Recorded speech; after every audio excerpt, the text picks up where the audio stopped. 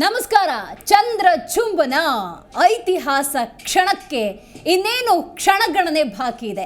ಸರಿಯಾಗಿ ಸಮಯ 2:18 ಆಯಿತು. 2:33 ಸರಿಯಾಗಿ ಭಾರತದ ಅಷ್ಟೂ ಜನ ಬಹಳ ನಿರೀಕ್ಷೆಯಿಂದ ಕಾಯ್ತಾ ಇರುವಂತಹ ಚಂದ್ರಯಾನ 3 ಉಡಾವಣಾ ಪ್ರಕ್ರಿಯೆ ಆರಂಭ ಆಗುತ್ತೆ, ಉಡಾವಣೆಯಾಗುತ್ತೆ. ಬಹಳ ಕಾತರದಿಂದ ಈಗಾಗಲೇ ಜನಸಾಮಾನ್ಯರು ಕೂಡ ಕಾಯ್ತಾ ಇದ್ದಾರೆ ಮತ್ತು ಬಹಳಷ್ಟು ಕಡೆ ಪ್ರಾರ್ಥನೆಯನ್ನು ಸಲ್ಲಿಸಲಾಗ್ತಾ ಇದೆ. ಭಾರತದ ಹೆಗ್ಗಳಿಕೆ ಈ ಚಂದ್ರಯಾನ 3 ಅನ್ನುವಂತಹ ಉಡಾವಣೆ. ಇದೆಲ್ಲದರ ಜೊತೆಗೆ ಪ್ರಧಾನಿ ನರೇಂದ್ರ ಮೋದಿ ಅವರು ಕೂಡ ಈ ಸಂದರ್ಭದಲ್ಲಿ ವಿಜ್ಞಾನಿಗಳಿಗೆ, ಭಾರತದ ಜನತೆಗೆ ಶುಭ ಹಾರೈಸಿದ್ದಾರೆ. ಈ ದಿನವನ್ನು ನಾವು ಸುವರ್ಣಾಕ್ಷರಗಳಲ್ಲಿ ಬರೆದಿಡುವಂತಹ ಸುದಿನವಾಗುತ್ತೆ ಅಂತ ಹೇಳಿಕೊಂಡಿದ್ದಾರೆ. ಬಹಳಷ್ಟು ಪ್ರಯತ್ನವನ್ನು ಪಟ್ಟು ಈಗಾಗಲೇ 2 ಬಾರಿ ಚಂದ್ರಯಾನದ ಅನುಭವವನ್ನು ಪಡೆದುಕೊಂಡಿರುವಂತಹ ಇಸ್ರೋ ವಿಜ್ಞಾನಿಗಳು ಇರುವಂತಹ ಲೋಪಗಳನ್ನೆಲ್ಲ ಸರಿಪಡಿಸಿಕೊಂಡು ಇವತ್ತು ದಿಟ್ಟ ಹೆಜ್ಜೆಯನ್ನಿಡೋದಕ್ಕೆ ಎಲ್ಲ ರೀತಿಯ ತಯಾರಿಯನ್ನು ನಡೆಸಿದ್ದಾರೆ. ಸತತ ಶ್ರಮದ ಫಲ ಖಂಡಿತವಾಗ್ಲೂ ಇವತ್ತು ಸಿಕ್ಕೇ ಸಿಗುತ್ತೆ ಅನ್ನುವಂತಹ ವಿಶ್ವಾಸದಲ್ಲಿದ್ದಾರೆ. ಪ್ರಧಾನಿ ನರೇಂದ್ರ ಮೋದಿ ಆದಿಯಾಗಿ ರಾಜ್ಯದ ನಾಯಕರು, ಕೇಂದ್ರದ ನಾಯಕರು ಈ ಶುಭ ಸಂದರ್ಭಕ್ಕೆ ಶುಭವೇ ಆಗುತ್ತೆ ಅಂತ ಹೇಳಿ ಒಂದಷ್ಟು ಹಾರೈಕೆಗಳನ್ನು ಕಳಿಸಿದ್ದಾರೆ. ಇನ್ನು ನಮ್ಮ ಕರ್ನಾಟಕ ರಾಜ್ಯದ ಜನತೆಯ ವಿಷಯಕ್ಕೆ ಬರೋದಾದರೆ ಶಾಲಾ ಕಾಲೇಜುಗಳಲ್ಲಿ ವಿಜ್ಞಾನದ ಶಿಕ್ಷಕರು ಸಮೇತ ವಿಜ್ಞಾನದ ವಿದ್ಯಾರ್ಥಿಗಳು ಕೂಡ ಈ ಸಂದರ್ಭಕ್ಕೆ ಶುಭ ಹಾರೈಸಿದ್ದಾರೆ. ನೋಡಿ, ಒಂದಷ್ಟು ಬ್ರೇಕಿಂಗ್ ಅಪ್ಡೇಟ್ ಬರ್ತಾ ಇದೆ, ಅದನ್ನು ಕೂಡ ನಾವು ನೋಡ್ತಾ ಹೋಗೋಣ. ಸತೀಶ್ ಧವನ್ ಉಡ್ಡಯನ ಕೇಂದ್ರದಿಂದ ಲ್ಯಾಂಡರ್ ಅಂದರೆ ವಿಕ್ರಮ್ ಹೆಸರಿನ ಲ್ಯಾಂಡರ್, ರೋವರ್ ಪ್ರಜ್ಞಾನ ಹೆಸರಿನ ರೋವರ್, ಆ ರಾಕೆಟ್ ಶುಕ್ರವಾರ ಅಂದರೆ ಇವತ್ತು 2:33 ನಭಕ್ಕೆ ಚಿಮ್ಮತ್ತೆ. ಆ ಕ್ಷಣಕ್ಕೆ ಇಡೀ ಭಾರತ ಬಹಳ ಕಾತರದಿಂದ ಕಾಯ್ತಾ ಇದೆ. ಚಂದ್ರ ಚುಂಬನ ಭಾರತಕ್ಕೆ ಐತಿಹಾಸಿಕ ಕ್ಷಣ ಇದು. ಬಾಹ್ಯಾಕಾಶ ಕ್ಷೇತ್ರದಲ್ಲಿ ಮತ್ತೊಂದು ಮೈಲಿಗಲ್ಲನ್ನು ಸಾಧಿಸೋದಕ್ಕೆ ಭಾರತ ಎಲ್ಲ ರೀತಿಯ ತಯಾರಿಯನ್ನು ನಡೆಸಿದೆ. ಭಾರತದಾದ್ಯಂತ ಪ್ರತಿಯೊಬ್ಬ ನಾಗರಿಕ ಈ ಕ್ಷಣಕ್ಕೆ ಸಾಕ್ಷಿಯಾಗ್ತಾರೆ ಮತ್ತು ಎಲ್ಲರೂ ಕೂಡ ಈ ಸಂದರ್ಭಕ್ಕೆ ಶುಭ ಹಾರೈಕೆಗಳನ್ನು ಕಳುಹಿಸಿದ್ದಾರೆ. ಇದನ್ನು ಹೊರತುಪಡಿಸಿ ಒಂದಷ್ಟು ಮಾಹಿತಿಯನ್ನು ನಿಮ್ಮ ಮುಂದೆ ಇಡೋದಾದರೆ, ಬಾಹ್ಯಾಕಾಶ ಸಂಶೋಧನಾ ಸಂಸ್ಥೆಯ ವಿಜ್ಞಾನಿಗಳು, ತಂತ್ರಜ್ಞರ ತಂಡ ಎಲ್ಲ ರೀತಿಯ ಪೂರ್ವ ಸಿದ್ಧತೆಗಳನ್ನು ಮಾಡಿಕೊಂಡಿದೆ. ವಿಜ್ಞಾನಿಗಳು ಅಂದ ಸಂದರ್ಭದಲ್ಲಿ ಬಹಳಷ್ಟು ವೈಜ್ಞಾನಿಕ ರೀತಿಯಲ್ಲಿ ಆಗಿರುವಂತಹ ಲೋಪಗಳನ್ನು, ಆಗಿರುವಂತಹ ತಪ್ಪುಗಳನ್ನು ಸರಿಪಡಿಸಿಕೊಂಡು ಈ ಬಾರಿ ಚಂದ್ರಯಾನ 3 ಅಂತ ಕರೆಯುವಂತಹ ಈ ಉಡಾವಣಾ ಪ್ರಕ್ರಿಯೆಯಲ್ಲಿ ಯಶಸ್ಸನ್ನು ಕಂಡುಕೊಳ್ಳಲೇಬೇಕು ಅಂತ ಹೇಳಿ ಹಪ್ಪಹಪ್ಪಿಸ್ತಾ ಇದ್ದಾರೆ. ನೀವು ಇಸ್ರೋದ ವಿಜ್ಞಾನಿಗಳ ತಂಡದ ಕಣ್ಣುಗಳನ್ನು ನೋಡಬೇಕು, ಆ ಹೃದಯವನ್ನು ನೋಡಬೇಕು, ಆ ಮುಖಭಾವವನ್ನು ನೋಡಬೇಕು. ನಿಜಕ್ಕೂ ಕೂಡ ಆ ಕ್ಷಣಕ್ಕೆ ಪ್ರತಿಯೊಬ್ಬರು ಕೂಡ ಕಾಯ್ತಾ ಇದ್ದಾರೆ. ಯಶಸ್ವಿಯಾಗಿ ಆಗ್ತೀವಿ ಅನ್ನುವಂಥ ಛಲದಲ್ಲಿ ವಿಜ್ಞಾನಿಗಳಿದ್ದಾರೆ. 2019 ಕೈಗೊಂಡಿದ್ದಂತಹ ಚಂದ್ರಯಾನ 2 ಕಾರ್ಯಕ್ರಮ ಕೊನೆ ಗಳಿಗೆಯಲ್ಲಿ ವಿಫಲ ಆಗಿತ್ತು. ಅದನ್ನು ವಿಫಲ ಅಂತ ಕರೆಯೋದಕ್ಕೆ ಬಹಳ ಸಂಕಟ ಆಗುತ್ತೆ, ನೋವಾಗುತ್ತೆ. ಯಾಕಂತ ಹೇಳಿದ್ರೆ ಅಷ್ಟು ಶ್ರಮವನ್ನು ಹಾಕಿದ್ರು, 900 ಕೋಟಿಗೂ ಹೆಚ್ಚು ಹಣವನ್ನು ವಿನಿಯೋಗಿಸಿದ್ರು. ಭಾರತ ಈ ಮೂಲಕ ಮೈಲಿಗಲ್ಲನ್ನು ಸ್ಥಾಪನೆ ಮಾಡುತ್ತೆ ಅಂತ ಭಾರತೀಯರೆಲ್ಲರೂ ಕನಸನ್ನು ಕಟ್ಟಿಕೊಂಡಿದ್ರು. ಬಟ್ ಕೊನೆ ಕ್ಷಣದಲ್ಲಿ ಆದಂತಹ ಸಣ್ಣ ಲೋಪ ವಿಫಲ ಅನ್ನುವಂತಹ ಪದವನ್ನು ಪ್ರಯೋಗ ಮಾಡುವಂತೆ ಮಾಡ್ತು. ಹಾಗಾಗಿ ಈ ಬಾರಿ ವಿಜ್ಞಾನಿಗಳು ಸಾಫ್ಟ್ ಲ್ಯಾಂಡಿಂಗ್ನ ಬಗ್ಗೆ ಬಹಳಷ್ಟು ಗಮನ ಹಾಕಿದ್ದಾರೆ. ಬಹಳ ಮುತುವರ್ಜಿಯಿಂದ ಈ ಬಾರಿ ಉಡಾವಣಾ ಪ್ರಕ್ರಿಯೆ ನಡಿಬೇಕು ಅಂತ ಎಲ್ಲ ರೀತಿಯ ಸಿದ್ಧತೆಯನ್ನು ನಡೆಸಿದ್ದಾರೆ. ಈ ಸಾಫ್ಟ್ ಲ್ಯಾಂಡಿಂಗ್ ಇದೆಯಲ್ಲ, ಅದು ಬಹಳ ದೊಡ್ಡ ಟಾಸ್ಕ್. ಅದನ್ನು ನಿರ್ಣಾಯಕ ಸಮಯ ಅಂತ ಕರೀತಾರೆ. ಉಡಾವಣೆ ಏನೋ ಆಗ್ಬಿಡತ್ತೆ. ಪ್ರತಿಯೊಬ್ಬರು ಕೂಡ ನೆಹರು ತಾರಾಲಯದಿಂದ ಲೈವ್ ಫುಟೇಜ್ಗಳನ್ನು ನೋಡಿ ಕಣ್ತುಂಬಿಕೊಳ್ತಾ ಇರ್ತಾರೆ. ಬಟ್ ಲ್ಯಾಂಡಿಂಗ್ ಅನ್ನೋದೇನಿದೆ ಅದು ಬಹಳ ನಿರ್ಣಾಯಕ ಸಮಯ ಆಗುತ್ತೆ. ಯಾಕಂತ ಹೇಳಿದ್ರೆ ಚಂದ್ರ ಅಂದಾಗ ನಿಮ್ಮೆಲ್ರಿಗೂ ಕೂಡ ಗೊತ್ತಿದೆ, ಹಲವಾರು ಅಧ್ಯಯನಗಳಲ್ಲಿ ಮಾಹಿತಿ ಬಂದಿದೆ. ಚಂದ್ರನ ಮೇಲ್ಮೈ ಪದರ ಏನಿದೆ ಅಲ್ಲಿ ಕಂದಕಗಳಿದ್ದಾವೆ, ಬೆಟ್ಟ ಗುಡ್ಡಗಳ ರಚನೆ ಇದೆ. ಹಾಗಾಗಿ ನಾವು ಕಳಿಸುವಂತಹ ಈ ರೋವರ್ ಲ್ಯಾಂಡರ್ ಏನಿದೆ ರಾಕೆಟ್ನ ಮೂಲಕ ಅದು ಲ್ಯಾಂಡಿಂಗ್ ಆಗುವ ಸಂದರ್ಭದಲ್ಲಿ ಚಂದ್ರನಲ್ಲಿ ಗುರುತ್ವಾಕರ್ಷಣ ಶಕ್ತಿ ಕೂಡ ಅತಿ ಕಡಿಮೆ ಇರೋದ್ರಿಂದಾಗಿ ಲ್ಯಾಂಡಿಂಗ್ನಲ್ಲಿ ವ್ಯತ್ಯಯ ಉಂಟಾಗಬಹುದು. ಸಾಫ್ಟಾಗಿ ಆ ಪ್ರಾಜೆಕ್ಟ್ ಲ್ಯಾಂಡ್ ಆಗಬೇಕಾಗತ್ತೆ. ಹಾಗಾಗಿ ಬಹಳಷ್ಟು ಸಮಸ್ಯೆಯನ್ನು ಎದುರಿಸ್ತಾ ಇರ್ತಾರೆ. ಒಟ್ಟಾರೆ ನಾವು ಇದನ್ನು ನೋಡ್ತಾ ಹೋಗೋದಾದರೆ 40 ದಿವಸದ ಪ್ರಾಜೆಕ್ಟ್, 40 ದಿವಸದವರೆಗೂ ಝೀರೋ ಕಮ್ಯುನಿಕೇಷನ್, ಯಾವುದೇ ರೀತಿಯ ಕಮ್ಯುನಿಕೇಷನ್ ಇರೋದಿಲ್ಲ. ಒಂದು ರೀತಿ ಹೃದಯನ ಗಟ್ಟಿಯಾಗಿ ಹಿಡ್ಕೊಂಡು ವಿಜ್ಞಾನಿಗಳು ಆ ಕ್ಷಣವನ್ನು ಕಣ್ತುಂಬಿಕೊಳ್ಳೋದಕ್ಕೆ ಕಾತರರಾಗಿರ್ತಾರೆ. ಲ್ಯಾಂಡರ್ಗೆ ಯಾವುದೇ ಹಾನಿಯಾಗದಂತೆ ಅದನ್ನು ಚಂದ್ರನ ಮೇಲ್ಮೈ ಇಳಿಸೋದನ್ನೇ ನಾವು ಸಾಫ್ಟ್ ಲ್ಯಾಂಡಿಂಗ್ ಅಂತ ಕರಿತೀವಿ. ಯಾಕಂತ ಹೇಳಿದ್ರೆ ನಾವು ಒಂದು ಜಾಗದಿಂದ ಮತ್ತೊಂದು ಜಾಗಕ್ಕೆ ಪ್ರಯಾಣ ಮಾಡ್ತೀವಿ ಅಂತ ಹೇಳಿದ್ರೆ ಅದು ಸುರಕ್ಷಿತವಾಗಿರಬೇಕು, ನಾವು ಅಂದ್ಕೊಂಡಂತಹ ಡೆಸ್ಟಿನೇಷನನ್ನು ರೀಚ್ ಆಗಬೇಕಾಗತ್ತೆ. ಸೊ ಅದನ್ನು ವೈಜ್ಞಾನಿಕ ಭಾಷೆಯಲ್ಲಿ, ಬಾಹ್ಯಾಕಾಶ ಭಾಷೆಯಲ್ಲಿ ಸಾಫ್ಟ್ ಲ್ಯಾಂಡಿಂಗ್ ಅಂತ ಕರಿತೀವಿ. ಇಷ್ಟೋ ತನಕ ನಾವು ಹೇಳಿದ್ದು ಅದೇ ವಿಚಾರ. ಒಂದು ರಾಕೆಟಲ್ಲಿ 2 ಅಂಶಗಳು ಕಂಡು ಬರುತ್ತೆ. ಮೊದಲನೇದಾಗಿ ರೋವರ್, ಎರಡನೇದಾಗಿ ಲ್ಯಾಂಡರ್. ಎರಡಕ್ಕೂ 3,900 ಕೋಟಿ ವೆಚ್ಚವನ್ನು ತೂಕವನ್ನು ಹೊಂದಿ ಇದನ್ನು ರಚನೆ ಮಾಡಲಾಗಿರುತ್ತೆ. 3,900 kg ತೂಕ ಗಮನಿಸಬೇಕು.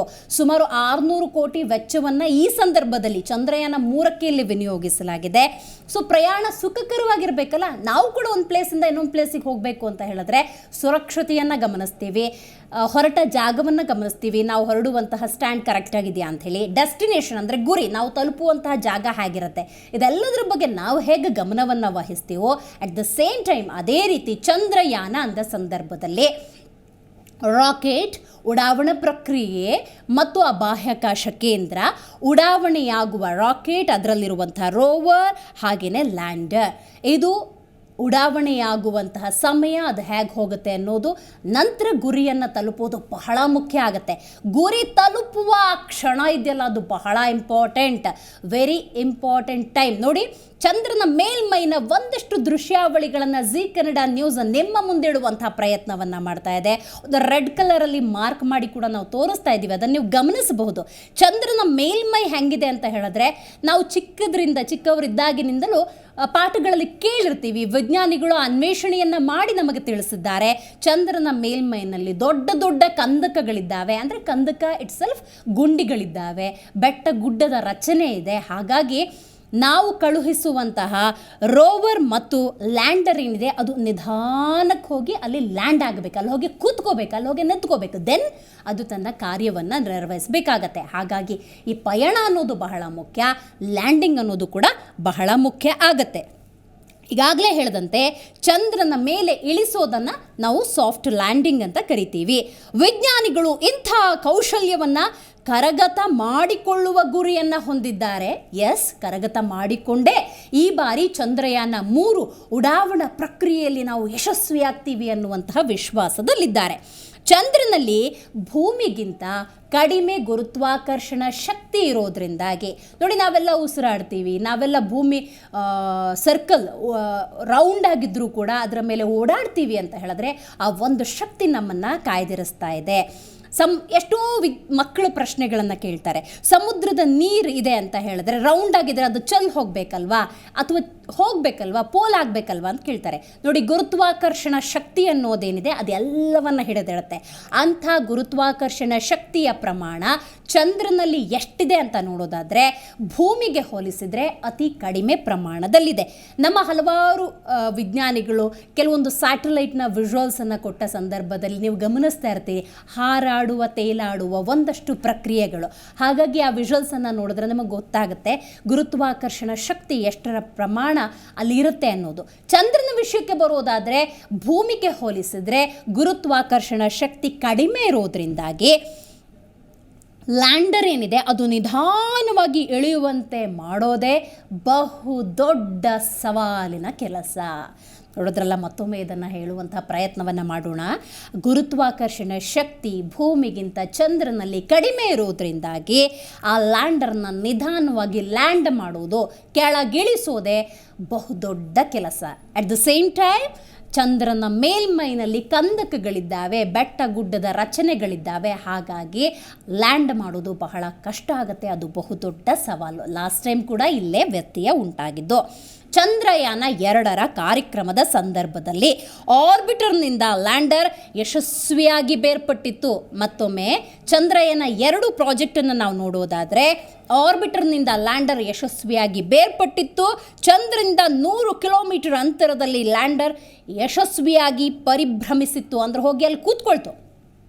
ಬಟ್ ಪೂರ್ವ ನಿಗದಿಯಂತೆ ಚಂದ್ರನ ಮೇಲ್ಮೈಯಿಂದ 2.1 ಕಿಲೋಮೀಟರ್ ಅಂತರದವರೆಗೆ ಇಳಿದಿದ್ದ ಲ್ಯಾಂಡರ್ ನಂತರ ಅಪ್ಪಳಿಸಿಬಿಡ್ತು. ಇನ್ನೇನು ಲ್ಯಾಂಡ್ ಆಯಿತು, ಹೋಗಿ ಕೂತ್ಕೊಳ್ತು ಅನ್ನೋ ಸಂದರ್ಭದಲ್ಲಿ ಅಪ್ಪಳಿಸಿಬಿಡ್ತು.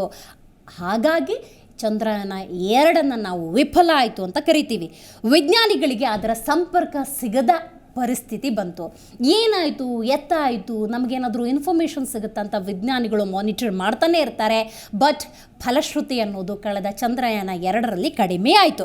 ಸಾಫ್ಟ್ ಲ್ಯಾಂಡಿಂಗ್ನಲ್ಲಿ ಯಶಸ್ಸು ಸಿಕ್ಕಲ್ಲಿ ಭಾರತ ಈ ಸಾಧನೆ ಮಾಡಿದ 4ನೇ ದೇಶ ಆಗುತ್ತೆ. ಮತ್ತೊಂದು ಗರಿಮೆಯ ಮೂಲಕ ಸಿಗುತ್ತೆ ಅನ್ನೋದರಲ್ಲಿ 2 ಮಾತಿಲ್ಲ, ಅತಿಶಯೋಕ್ತಿ ಅಲ್ಲ. ಮತ್ತೊಮ್ಮೆ ಮಾತನ್ನು ಹೇಳಲೇಬೇಕು.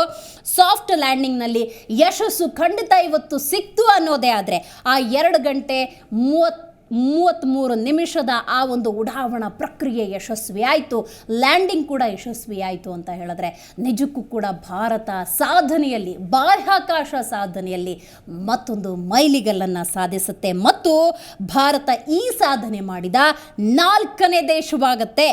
ಅಮೆರಿಕ, ಚೀನಾ ಹಾಗೂ ಈ ಹಿಂದಿನ ಸೋವಿಯತ್ ಒಕ್ಕೂಟ ಈ ಸಾಧನೆ ಮಾಡಿರುವಂತಹ ದೇಶಗಳಾಗಿದ್ದಾವೆ. ಬಹಳ ಮುಖ್ಯವಾದಂತಹ ದಿನ ಅಂತ ಯಾಕೆ ನಾವು ಕರೆದ್ವಿ ಅನ್ನೋದು ಈ ಒಂದು ವಾಕ್ಯದ ಮೂಲಕ ನಿಮಗೆ ಖಂಡಿತವಾಗ್ಲೂ ಅರ್ಥ ಆಗಿರುತ್ತೆ.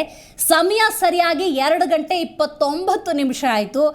ಇಸ್ರೋ ಹೇಳಿರೋ ಪ್ರಕಾರ 2 ಗಂಟೆ 33 ನಿಮಿಷಕ್ಕೆ ಉಡಾವಣೆಯಾಗುತ್ತೆ. ಆ ಕ್ಷಣಕ್ಕೆ ಭಾರತದಾದ್ಯಂತ ಬಾಹ್ಯಾಕಾಶ ಪ್ರೇಮಿಗಳು, ಬಾಹ್ಯಾಕಾಶ ವಿಜ್ಞಾನಿಗಳು, ವಿಜ್ಞಾನಿಗಳ ಸಮೂಹ, ಶಾಲಾ ವಿಜ್ಞಾನ ವಿದ್ಯಾರ್ಥಿಗಳು, ಬಾಹ್ಯಾಕಾಶದ ಬಗ್ಗೆ ಆಸಕ್ತಿಯನ್ನು ಹೊಂದಿರುವಂತಹ ಶಿಕ್ಷಕರು, ಜನಸಾಮಾನ್ಯರು ಬಹಳ ಕಾತರದಿಂದ ಕಾಯ್ತಾ ಇದ್ದಾರೆ. ರೈಟ್, ಸರಿಯಾಗಿ ಸಮಯ 2 ಗಂಟೆ 30 ನಿಮಿಷ ಆಯಿತು. ಇಸ್ರೋ ಹೇಳಿರೋ ಪ್ರಕಾರ ಇನ್ನು 3 ನಿಮಿಷ ಇದೆ. ಆ ನೇರ ದೃಶ್ಯಗಳನ್ನು ಖಂಡಿತವಾಗ್ಲೂ ನಾವು ಕಣ್ತುಂಬಿಕೊಳ್ಳಬಹುದು.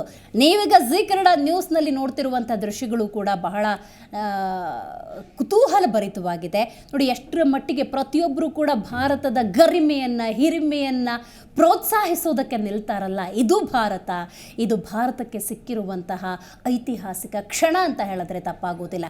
ಇವತ್ತೇನಾದರೂ ಉಡಾವಣಾ ಪ್ರಕ್ರಿಯೆ ಅನ್ನೋದು ಯಶಸ್ವಿ ಆಯಿತು, ಲ್ಯಾಂಡಿಂಗ್ ಪ್ಲಸ್ ಆಯಿತು ಅಂತ ಹೇಳಿದ್ರೆ ಭಾರತದ ಹಲವಾರು ಸಾಧನೆಗಳಲ್ಲಿ ಮತ್ತೊಂದು ಮೈಲಿಗಲ್ಲು. ನೋಡ್ತಾ ಇದ್ದೀರಿ ಎಂಥ ಜನಸಾಮಾನ್ಯರು ಅಲ್ಲಿ ಸೇರಿದ್ದಾರೆ ಅಂಥೇಳಿ.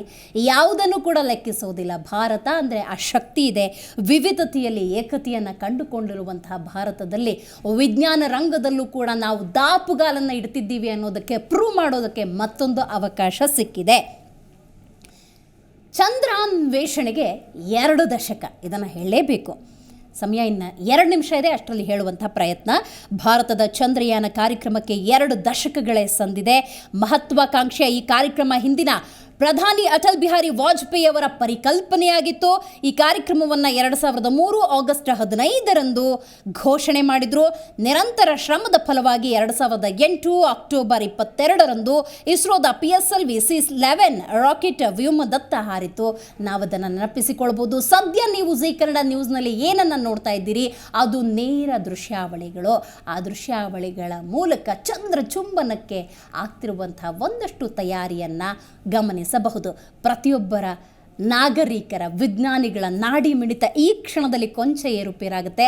ಸಮಯ ಸರಿಯಾಗಿ 2 ಗಂಟೆ 32 ನಿಮಿಷ ಆಯಿತು. ನಾವೆಲ್ಲರೂ ಕಾಯ್ತಾ ಇರುವಂತಹ ಐತಿಹಾಸಿಕ ಕ್ಷಣ ಇನ್ನೇನು ಬಂದೇ ಬಿಟ್ಟಿದೆ. ನಾವೆಲ್ಲರೂ ಬಹಳ ನಿರೀಕ್ಷೆಯಿಂದ ಕಾಯ್ತಿರುವಂತಹ ಕ್ಷಣ ಅದು. ಭಾರತ ಮತ್ತೊಂದು ಮೈಲಿಗಲನ್ನು ಸ್ಥಾಪನೆ ಮಾಡಬೇಕು ಅಂತ ಹೇಳಿದ್ರೆ ಇಂಥ ವಿಜ್ಞಾನ ರಂಗದ ಬೆಳವಣಿಗೆಗಳು ಖಂಡಿತವಾಗ್ಲೂ ನಡೀಬೇಕು. ಪ್ರಧಾನಮಂತ್ರಿ ನರೇಂದ್ರ ಮೋದಿ ಅವರು ಕೂಡ ಇದೇ ವಿಚಾರವನ್ನು ಪ್ರಸ್ತಾಪ ಮಾಡಿದ್ದಾರೆ. ಇವತ್ತು ಈ ದಿನವನ್ನು 2 ಗಂಟೆ 33 ನಿಮಿಷ ಅನ್ನುವಂತಹ ಆ ಸಮಯವನ್ನು ಖಂಡಿತವಾಗ್ಲೂ ಸುವರ್ಣಾಕ್ಷರಗಳಲ್ಲಿ ಬರೆದಿಡುವಂತಹ ಕ್ಷಣ ಆಗುತ್ತೆ ಅಂತ ವಿಜ್ಞಾನಿಗಳಿಗೆ, ಭಾರತೀಯರಿಗೆ ಹಾರೈಸಿದ್ದಾರೆ. ಇಂಥ ಹಾರೈಕೆಗಳೊಂದಿಗೆ, ಜನಸಾಮಾನ್ಯರ ಹಾರೈಕೆಗಳೊಂದಿಗೆ ವಿಜ್ಞಾನಿಗಳ ಈ ಪ್ರಯೋಗ ಯಶಸ್ವಿಯಾಗಲಿ ಅಂತ ಜೀ ಕನ್ನಡ ನ್ಯೂಸ್ ಕೂಡ ಈ ಸಂದರ್ಭದಲ್ಲಿ ಹಾರೈಕೆಗಳನ್ನು ಹೇಳುತ್ತೆ, ಹಾರೈಸುತ್ತೆ.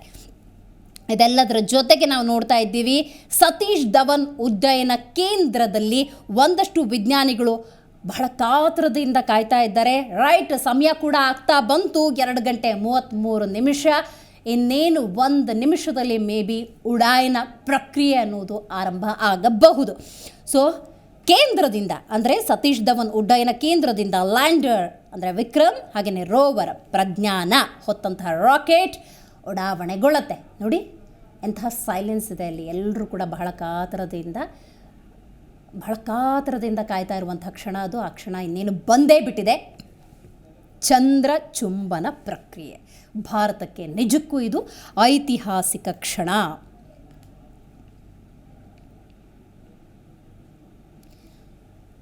ನೋಡ್ತಾ ಇದ್ದೀರಿ ದೃಶ್ಯದಲ್ಲಿ ಜೀ ಕನ್ನಡ ನ್ಯೂಸ್ ಸ್ಕ್ರೀನ್ ಮೇಲೆ ನೀವು ಗಮನಿಸಬಹುದು. 1 ನಿಮಿಷ 56 ಸೆಕೆಂಡ್ ಅಂತ ತೋರಿಸ್ತಾ ಇದೆ. ಈ 1 ನಿಮಿಷ 56 ಸೆಕೆಂಡ್ನಲ್ಲಿ ಉಡ್ಡಯನ ಅನ್ನೋದಾಗುತ್ತೆ, ಉಡಾವಣೆ ಆಗುತ್ತೆ. ಸೊ 2 ಗಂಟೆ 35 ನಿಮಿಷ ಅಂತ ನಿಗದಿ ಮಾಡಿಕೊಂಡಿರಬಹುದು. ಹಾಗಾಗಿ ನಾವು ನೋಡ್ತಾ ಹೋಗೋದಾದರೆ ಇನ್ನೇನು 1 ನಿಮಿಷ ಅಷ್ಟೇ ಬಾಕಿ ಇದೆ.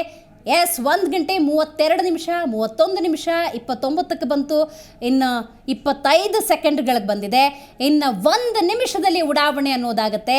ನೆರೆದಿರುವಂತಹ ಜನಸ್ತೋಮದಲ್ಲಿರುವಂತಹ ಆ ಒಂದು ಪ್ರೀತಿ, ವಿಶ್ವಾಸ, ನಂಬಿಕೆ, ಹಾರೈಕೆಯನ್ನು ನೀವು ಗಮನಿಸ್ತಾ ಇದ್ದೀರಿ.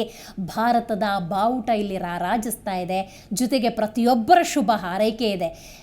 ಭಾರತದ ಸಾಧನೆ ಅಂದ ಸಂದರ್ಭದಲ್ಲಿ ಭಾರತೀಯರೆಲ್ಲರೂ ಕೂಡ ಒಟ್ಟಾಗಿ ಶುಭ ಹಾರೈಸುವ ಇಂಥ ಕ್ಷಣ ನಿಜಕ್ಕೂ ಕೂಡ ಅಜರಾಮರ ಅಂತ ಹೇಳಿದ್ರೆ ತಪ್ಪಾಗೋದಿಲ್ಲ. ಬಹಳಷ್ಟು ಸಂಖ್ಯೆಯ ಜನಸಾಮಾನ್ಯರಿದ್ದಾರೆ ನೋಡಿ. 58, 57, 56, 55, ಇನ್ನೇನು 54 ಸೆಕೆಂಡ್ಗಳಲ್ಲಿ, 52 ಸೆಕೆಂಡ್ಗಳಲ್ಲಿ ಉಡ್ಡಯನ ಆಗತ್ತೆ. ಚಂದ್ರಯಾನ 3 ಅನ್ನುವಂತಹ ಉಡ್ಡಯನ ಪ್ರಕ್ರಿಯೆಗೆ ಚಾಲನೆ ಸಿಕ್ಕತ್ತೆ. ಇನ್ನೇನು 43 ಸೆಕೆಂಡ್ಗಳು, ನಂತರ 41, 40, 39 ಹೀಗೆ ಇನ್ನು 30 ಸೆಕೆಂಡ್ಗಳಲ್ಲಿ ಚಂದ್ರಯಾನ 3 ಪ್ರಕ್ರಿಯೆ ಆ ಪ್ರಾಜೆಕ್ಟ್ಗೆ ಚಾಲನೆ ಸಿಕ್ಕತ್ತೆ. ಆಂಧ್ರದ ಶ್ರೀಹರಿಕೋಟಾದಿಂದ ಉಡ್ಡಯನ ಪ್ರಕ್ರಿಯೆ ನಡೆಯುತ್ತೆ. ನೀವು ನೋಡ್ತಾ ಇದ್ದೀರಿ. ಇನ್ನೇನು ಕೆಲವೇ ಕ್ಷಣಗಳು ಬಾಕಿ. -20 seconds, -15, 10, 9, 8, 7, 6, 5, 4, 3, 2, 1, 0. Plus 5 seconds. Lift-off normal. Here we have a majestic lift-off of LVM-3 M4 rocket carrying India's prestigious Chandrayaan 3 spacecraft. P2 tracking. प्रज्वलन और सफलतापूर्ण उत्थापन LVM-3 M4 रॉकेट का। यह भीमकाय रॉकेट आसमान को चीरते हुए अपनी भयानक दहाड़ से चारों ओर कंपन उत्पन्न कर रहा है। इसे हम यहाँ महसूस कर सकते हैं और यही दहाड़ है जो वैज्ञानिकों को रोमांचित करती है। LVM-3 के उत्थापन के साथ ही हमारे अंतरिक्ष यान चंद्रयान 3 की चंद्रमा की यात्रा प्रारंभ हो चुकी है। As the rocket is soaring through the clear skies, every second moving closer to the accomplishment of the most important milestone in its mission to moon. Every Indian witnessing the launch live is content with the feeling of watching history in the making.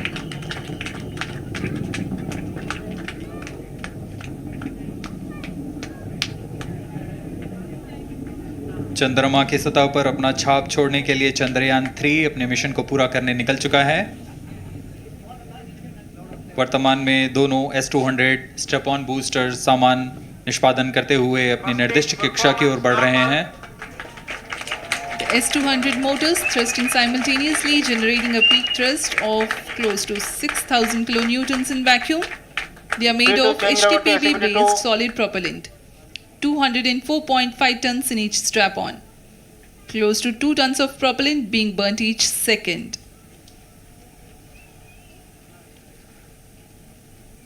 S-200 step-on boosters का कुल प्रज्वलन काल 126 second का है और अभी घोषणा की गई L110 स्टेज का भी प्रज्वलन शुरू हो चुका है।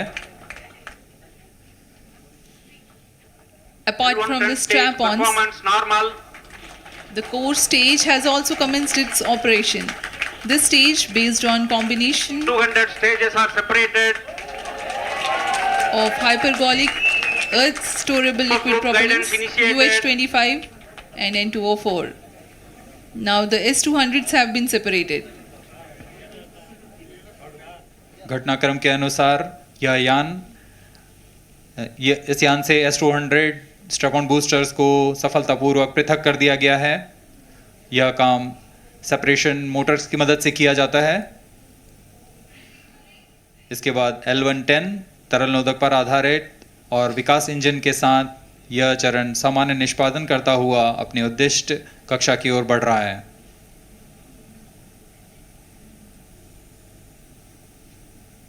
अभियान 3 minutes. क्लोज लूप गाइडेंस के अंतर्गत है। L110 stage performance normal.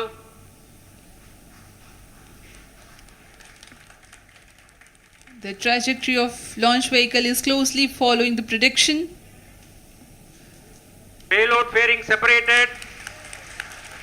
जी हाँ, पेलोड फेयरिंग को पृथक कर दिया गया है यान से, क्योंकि यान अब 114.8 किलोमीटर की ऊंचाई प्राप्त कर चुका है। इस चरण का कुल प्रज्वलन काल 200 सेकेंड होता है और इस दौरान यह करीब 1600 किलो न्यूटन का प्रणोद उत्पन्न करता है। We are 220 seconds past the launch time. Current altitude is 135 kilometers.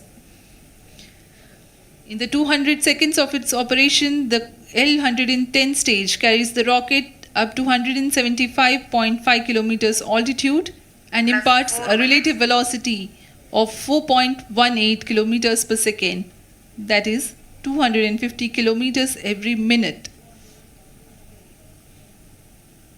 L110 stage performance normal. LVM-3M4 rocket का द्वितीय चरण पूर्णतः सामान्य निष्पादन करते हुए इस चरण में कुल 113 टन के तरल नोदक भरे जाते हैं।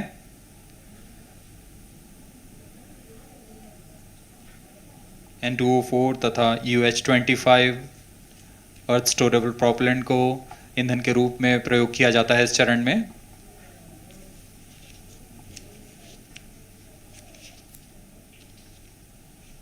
Stage ignition is authorized. अगला चरण C25 का प्रज्वलन भावी है। Plus 5 minutes.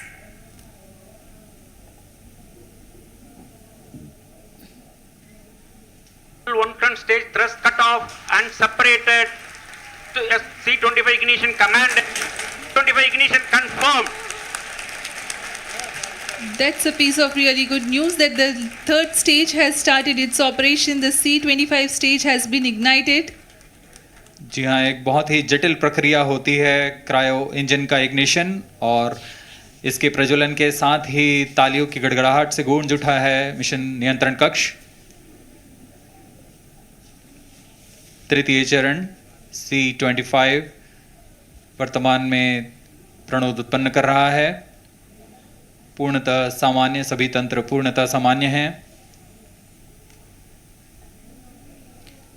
118 kilonewtons thrust in vacuum is what the stage develops with its 28.6 tons propellant combination of liquid hydrogen and liquid oxygen. Present altitude Stage is close. performance normal. तृतीय और यह अंतिम चरण है इस यान का C25। यह क्रायो ईंधन पर आधारित चरण है जिसमें लिक्विड हाइड्रोजन, लिक्विड ऑक्सीजन का इस्तेमाल होता है। इसमें कुल 28 टन का क्रायो ईंधन पूरी सुरक्षा तथा सावधानी के साथ भरा जाता है। इस चरण में 186 किलो न्यूटन का प्रणोद उत्पन्न होता है और यह करीब 640 सेकंड तक प्रज्वलित रहेगा।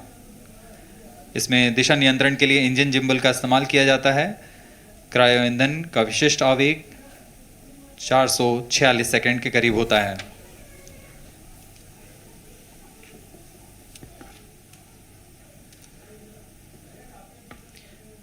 Currently, the rocket is at an altitude of 210 kilometers. Plus 7 minutes.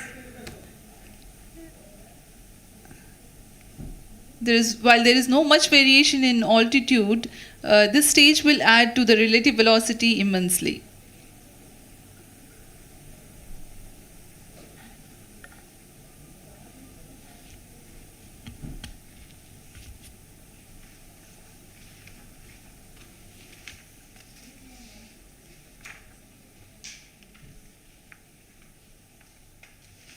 Cryo stage आइए performance अब आपको normal.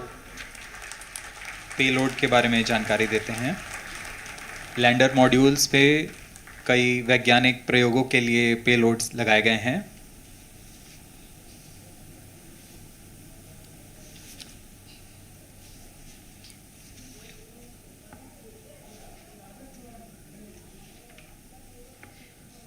India's prestigious lunar landing spacecraft Chandrayaan 3 moving closer to its intended injection spot in the orbit.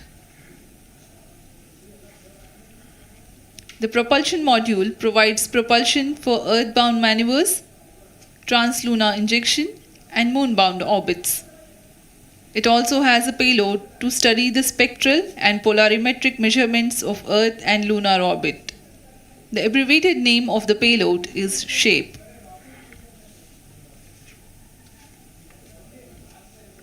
Among the payloads of the lander module, the following are included.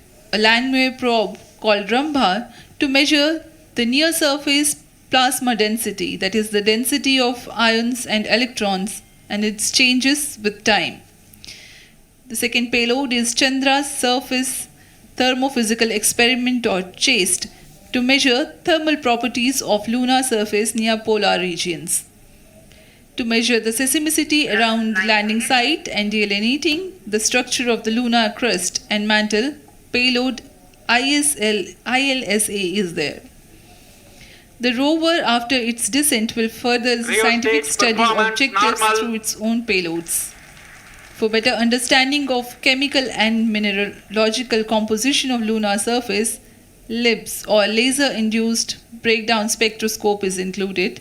Another payload is the alpha particle X-ray spectrometer. जी हाँ, lander module में 3 payload हैं, rover में 2 और propulsion module में 1 payload भेजा गया है। चंद्रयान 3 के स्वदेशी लैंडर और रोवर में नितभारों का इस्तेमाल किया जा रहा है। यह अंतर्ग्रही मिशन के लिए भी आवश्यक तकनीकों का प्रदर्शन करेंगे। लैंडर के पास यह क्षमता है कि वह चंद्रमा की उबड़ खाबड़ सतह में भी बड़ी सावधानी से उतर सकेगा और रोवर को बाहर लाने के लिए और संचार सुविधाएं प्रदान करने के लिए सक्षम होगा। चंद्रयान 3 के लैंडर और रोवर में कुल 6 नितभार हैं। Radio astronomy of moon bound hyper sensitive ionosphere and atmosphere, जिसे शॉर्ट में रंभा कहा जाता है, यह चंद्रमा की सतह के पास प्लाज्मा के घनत्व तथा समय के साथ बदलाव का मापन करेगा। इसके बाद चंद्र सरफेस थर्मोफिजिकल एक्सपेरिमेंट चंद्रमा के ध्रुवीय सतह के आसपास की थर्मल प्रॉपर्टीज का मापन करेगा। Instrument for lunar seismic activity landing site के आसपास के क्षेत्र में भूकंप जैसी गतिविधियों का पता लगाएगा।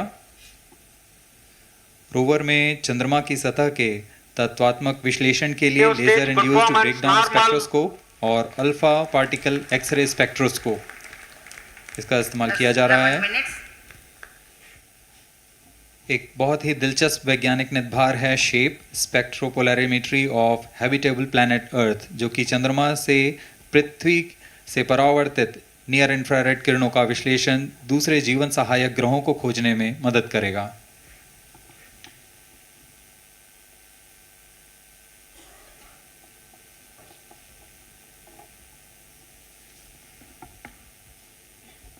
वर्तमान में C-25 इंजन कार्यरत है और पूर्णतः सामान्य प्रदर्शन कर रहा है। अब हम प्रमोशन से 700 सेकंड की दूरी पर आ चुके हैं। सापेक्ष गति 6.5 किलोमीटर प्रति सेकंड, ऊंचाई 191 kilometre.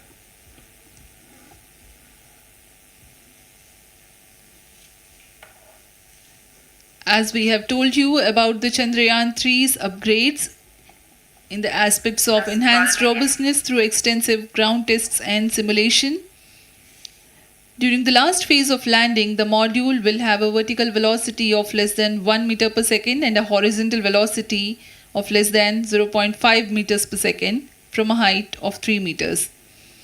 The lander legs are designed to be robust enough to thrive the impact.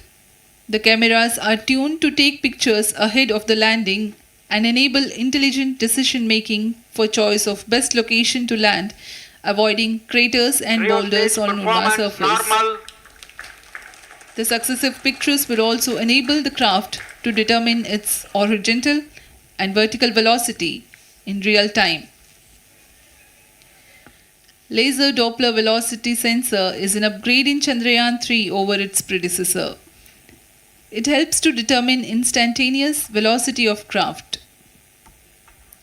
Insights into the behavior of Chandrayaan 2 in the last few minutes of its descent has revealed to the scientists the necessity for upgrade in the guidance algorithm. Inputs from various sensors are used by the autonomous navigation guidance algorithm of Chandrayaan 3 to plan the flight path to the most suitable landing spot. The engines of Chandrayaan 3 are capable of more gradual throttling also.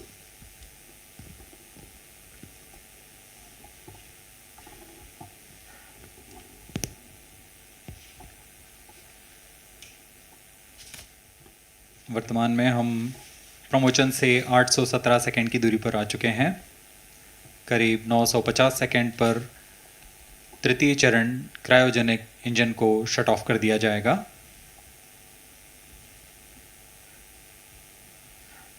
और उचित अभिवृद्धि प्राप्त कर चंद्रयान 3 को यान से पृथक कर दिया जाएगा।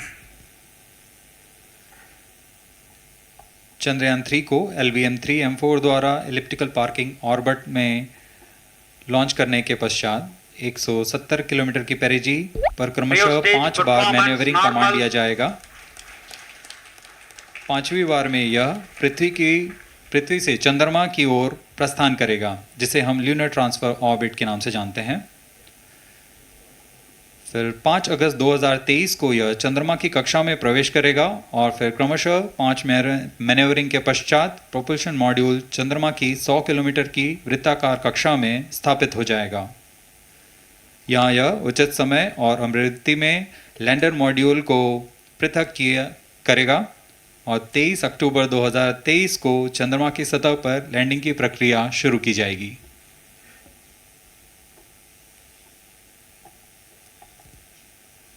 Plus 15 minutes.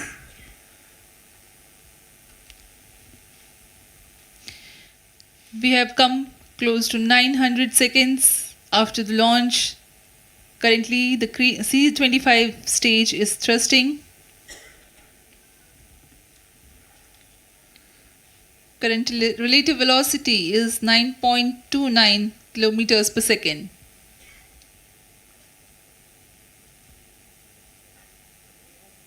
जी हाँ, कुछ ही क्षणों में हम देखेंगे तृतीय चरण LVM-3M4 रॉकेट का चंद्रयान को उद्दिष्ट कक्षा की ओर ले जा रहा है और उद्दिष्ट कक्षा प्राप्त होते ही और उचित अभिवृद्धि प्राप्त होते ही चंद्रयान 3 को अंतक्षेपित कर दिया जाएगा। Cryo stage thrust cut off. Satellite injection condition is achieved. अभी पुष्टि की गई चंद्रयान 3 को प्रमोशन की कक्षा प्राप्त कर ली गई है। Chandrayaan 3 satellite separated. चंद्रयान 3 को सफलतापूर्वक अंतक्षेपित कर दिया गया है एलिप्टिकल पार्किंग ऑर्बिट पर। Chandrayaan 3 has attained a major milestone successfully. Chandrayaan 3 mission accomplished. Handing over to mission director. This is mission director. The LVM-3M4 Chandrayaan mission accomplished its precise satellite injection conditions. LVM-3M4 mission is successful. Jai Hind. The launch has also added a feather in the cap of LVM-3 rocket. You can watch the jubilant congratulatory gestures of ISRO scientists in the Mission Control Center. जी हाँ, चंद्रयान को सफलतापूर्वक अंतक्षेपित कर दिया गया है, लेकिन चंद्रयान 3 की यात्रा अभी जारी है। अब इस मिशन के बारे में हम अध्यक्ष महोदय से सुनेंगे और हम आपसे आज्ञा लेते हैं। We sign off. नमस्कार। Up next is address by Secretary DOS, Chairman ISRO.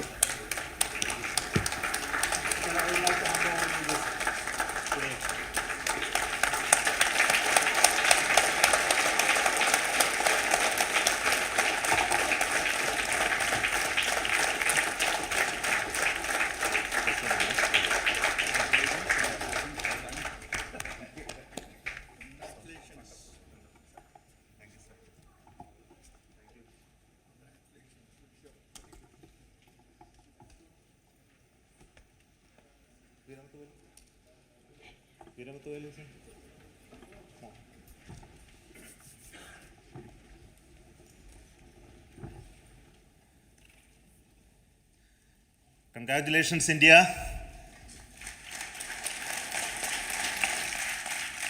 Chandrayaan 3 has started its journey towards moon. Our dear LVM-3 has already put Chandrayaan 3 craft into the precise orbit around Earth. 170 by 36,500 kilometers was its intended target orbit, and it is precisely there now. And let us wish all the best for the Chandrayaan 3 craft to make its further orbit racing maneuvers and travel towards moon in the coming days. So let me wish all the very best to Chandrayaan 3 for its further journey towards moon. Before that, let me introduce the team behind this mission, the mission director, Mr. Mohan Kumar, and also the project director of LVM-3, and we have also the mission director for the Chandrayaan 3 craft, the project director of Chandrayaan 3, Veera Muthuvel. So over to them, Mohan. Thank you, sir. Honorable Minister of State for Science and Technology and Departments of Space and Atomic Energy, Dr. Jitendra Singh, respected Chairman ISRO and Secretary Department of Space, former Secretaries of the Department, invited dignitaries, respected dignitaries and invitees, I am very happy to report here that the LVM-3 M4 vehicle has injected the Chandrayaan 3 satellite to the precise orbit, and once again the vehicle is proved to be the most reliable heavy lift vehicle of Indian Space Research Organization. Congratulations to the teamwork of ISRO family. I would like to appraise three things here. The vehicle systems are in the continuous process of quality improvement, especially in the event of our human rating efforts towards making the systems reliable. Secondly, the payload also, capability of the payload also is improved by mission strategies as well as vehicle engineering approaches. We are in the process of increasing the launch frequency of this vehicle considering the national requirements as well as satellite demands. Here, so many improvements we have incorporated in this vehicle. For example, the S200 nozzle, they are processed exactly as per the human rating standards, enabling us to have 100% NDT, and the inherent pocket erosion characteristics are removed.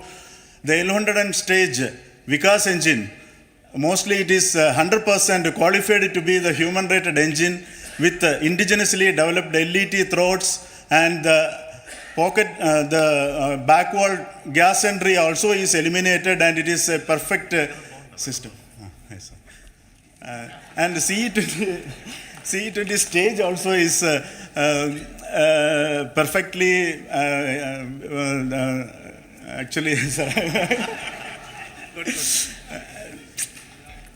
So we will describe all those details later because of shortage of time. Yes, sir. I take this opportunity to thank all the mission executives because mission executives for all the supports all along the launch campaign process as well as the launch. Once the launch manifest is released and mission executives are identified, really this is a penance of so many across the ISRO centers, our launch vehicle centers, VSSC, LPSC, IPRC, IASU, SDSC, SHAR, URSC and SAC, along with all our industrial partners, major players to the small scale industries who supply us with all the deliverables in time, quality products, the suppliers of chemicals, propellant ingredients, suppliers of avionics systems, and our own GOCO facility operators. Actually, the industrial manpower is really our ISRO's virtual manpower. Everybody's efforts went into this, and also the prayers and best wishes of all our seniors, retired executives, everyone's prayers and our own family members. I take this opportunity to pray God Almighty for all the blessings in the form of this success, which was the penance by the ISRO family for last 73 days. And my prayerful pranams for the successful continuous operations of the Chandrayaan spacecraft, for its safe and soft landing on lunar surface and further experiments. Thank you. Jai Hind. Respected Chairman ISRO, Center Directors, dignitaries and my team Chandrayaan 3, very happy to note that our Chandrayaan 3 has been injected into an intended orbit with very close orbital parameters. Congratulations and thanks to LVM3 team. And all our spacecraft health parameters are normal, including the power generations in both propulsion module and land. 14 July 2023 ಮಧ್ಯಾಹ್ನ 2:35 ಚಂದ್ರಯಾನ 3 ಉಡಾವಣಾ ಪ್ರಕ್ರಿಯೆ ಯಶಸ್ವಿಯಾಗಿ ಆಗಿದೆ. Flight ಪ್ಯಾರಾಮೀಟರ್ಸನ್ನು ನೀವು ಗಮನಿಸ್ತಾ ಇದ್ರಿ. 3rd ಸ್ಟೇಜನ್ನು complete ಮಾಡಿದೆ. ಆ ಒಂದು ಖುಷಿಯಲ್ಲಿ ವಿಜ್ಞಾನಿಗಳಿದ್ದಾರೆ. ಅವರ ಸಂಭ್ರಮವನ್ನು ನೀವು ನೋಡ್ತಾ ಇದ್ದೀರಿ. ಅದರ ಜೊತೆಗೆ ಚಂದ್ರಯಾನ 3 ಅಂದರೆ ಏನು, ಈ ಪ್ರಕ್ರಿಯೆಗಳು ಹೇಗೆ ನಡೆಯುತ್ತೆ, ಇದರಿಂದ ಇಸ್ರೋಗೆ ಏನು ಲಾಭ, ಭಾರತ ಯಾವ ರೀತಿಯಲ್ಲಿ ಮೈಲಿಗಲ್ಲನ್ನು ಈ ಮೂಲಕ ಸ್ಥಾಪಿಸುತ್ತೆ, ಇದೆಲ್ಲವನ್ನು ತಿಳ್ಕೊಳ್ಳೋಣ. has gone beyond the limits of sky to discover the unexplored horizons of the universe beyond. Ladies and gentlemen, this day today, the 14th of July 2023, is also a day of vindication. Vindication of the dream that Vikram Sarabhai saw 6 decades ago. He might have been short of resources, but never short of confidence. And when we see those pictures of a launcher vehicle being carried on the carriage of a bicycle, without any remorse, without any slightest embarrassment, that is because Vikram and his team had faith in themselves, faith in India's potential, faith in India's acumen. And today, here, we are vindicating and we are reiterating India's indigenous capabilities, living up to the ideal of Atmanirbhar Bharat. And before I conclude, ladies and gentlemen, as Mother India enters into the next 25 years of this Amrit Kal, she pledges to play a leading global role in the emerging world scenario of 21st century. Thank you and congratulations once again.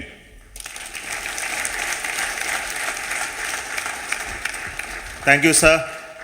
We will also introduce the directors of the centers who have done all those great work of building the rocket, building the scientific instruments for Chandrayaan 3, the Chandrayaan spacecraft itself, and made all those critical systems, and also the agencies who are going to handle the rest of the mission part, the tracking and the ground stations, and all those teams we are here. So I request the directors of those centers to join. First, Director of Vikram Sarabhai Space Center.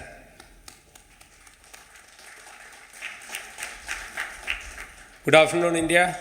Last 1 year, this is the 10th mission, including the precise landing of the reusable launch vehicle.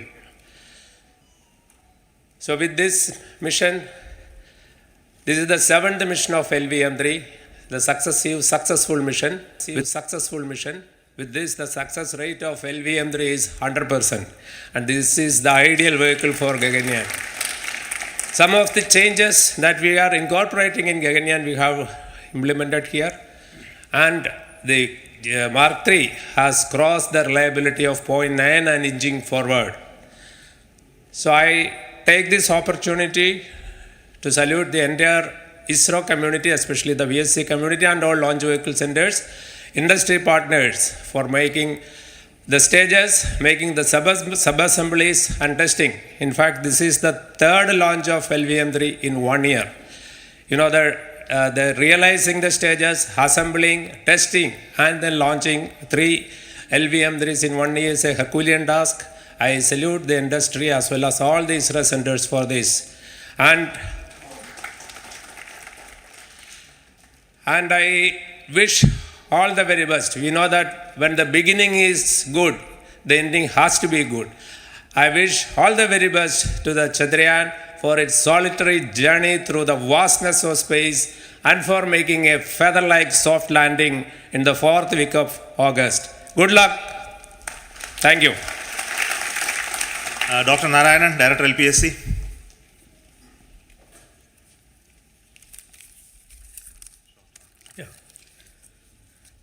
Good afternoon to all of you. It is a historical event for Indian space program and a proud moment for all the Indians across the globe on this momentous occasion of the successful launch of the Chandrayaan 3. 3-in-1 spacecraft in the required orbit with the highest level of precision by our heaviest launch vehicle LVM-3.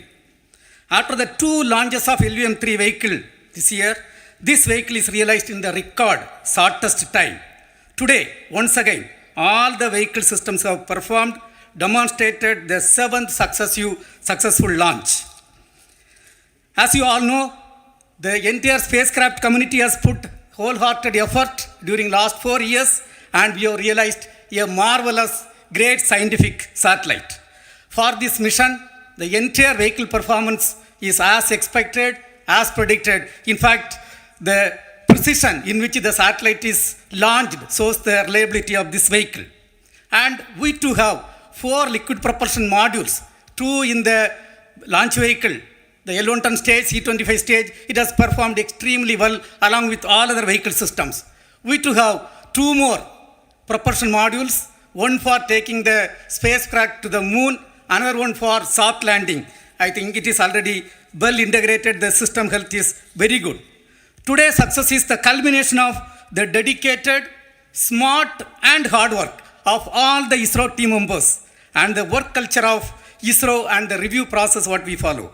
I am sure all further mission operations will be a grand success and we'll have the successful soft landing.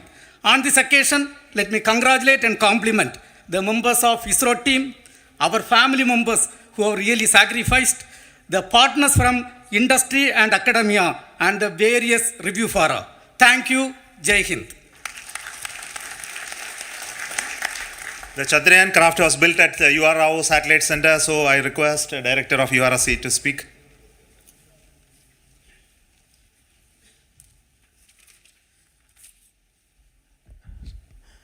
Good afternoon, ladies and gentlemen. I take this opportunity to first thank my colleagues from the Launch Vehicle Center for providing a textbook-like launch for Chandrayaan 3 on its journey towards moon. Thank you very much. And as Director LPSC and Director VSSC mentioned, realizing this kind of launch vehicle, third launch vehicle within a year's time is indeed a Herculean task. And thank you very much for the effort that has been put by all the members of the launch vehicle community and the industry supporting them.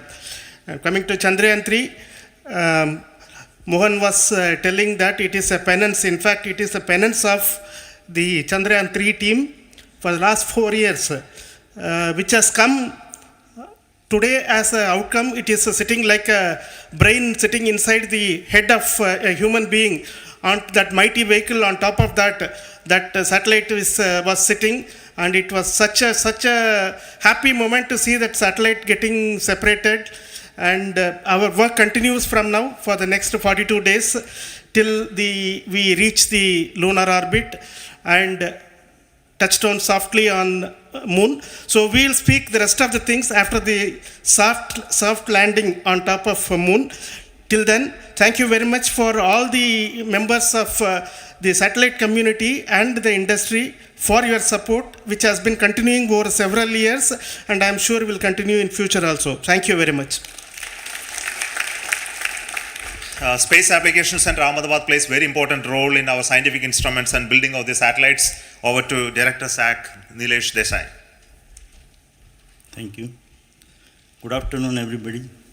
At the outset, let me compliment Team ISRO for this excellent work, and especially vehicle team as well as the project team. And as we begin this historic journey towards moon, well begun is half done, as it is said. So I'm sure that we'll succeed in our effort and endeavor to land on moon safe and in secured manner with a soft landing after 45 days. So I wish all the best to all the people who have contributed directly or indirectly, and especially to the project team, spacecraft team, as well as my team at Space Application Center, who has developed sensors and other hazard detection and avoidance system which will help for a secured and safe landing on Moon. So once again, I thank all who have contributed in this mission. Thank you. 2:35 ಸರಿಯಾಗಿ ಚಂದ್ರಯಾನ 3 ಉಡಾವಣೆಯಾಗಿದೆ.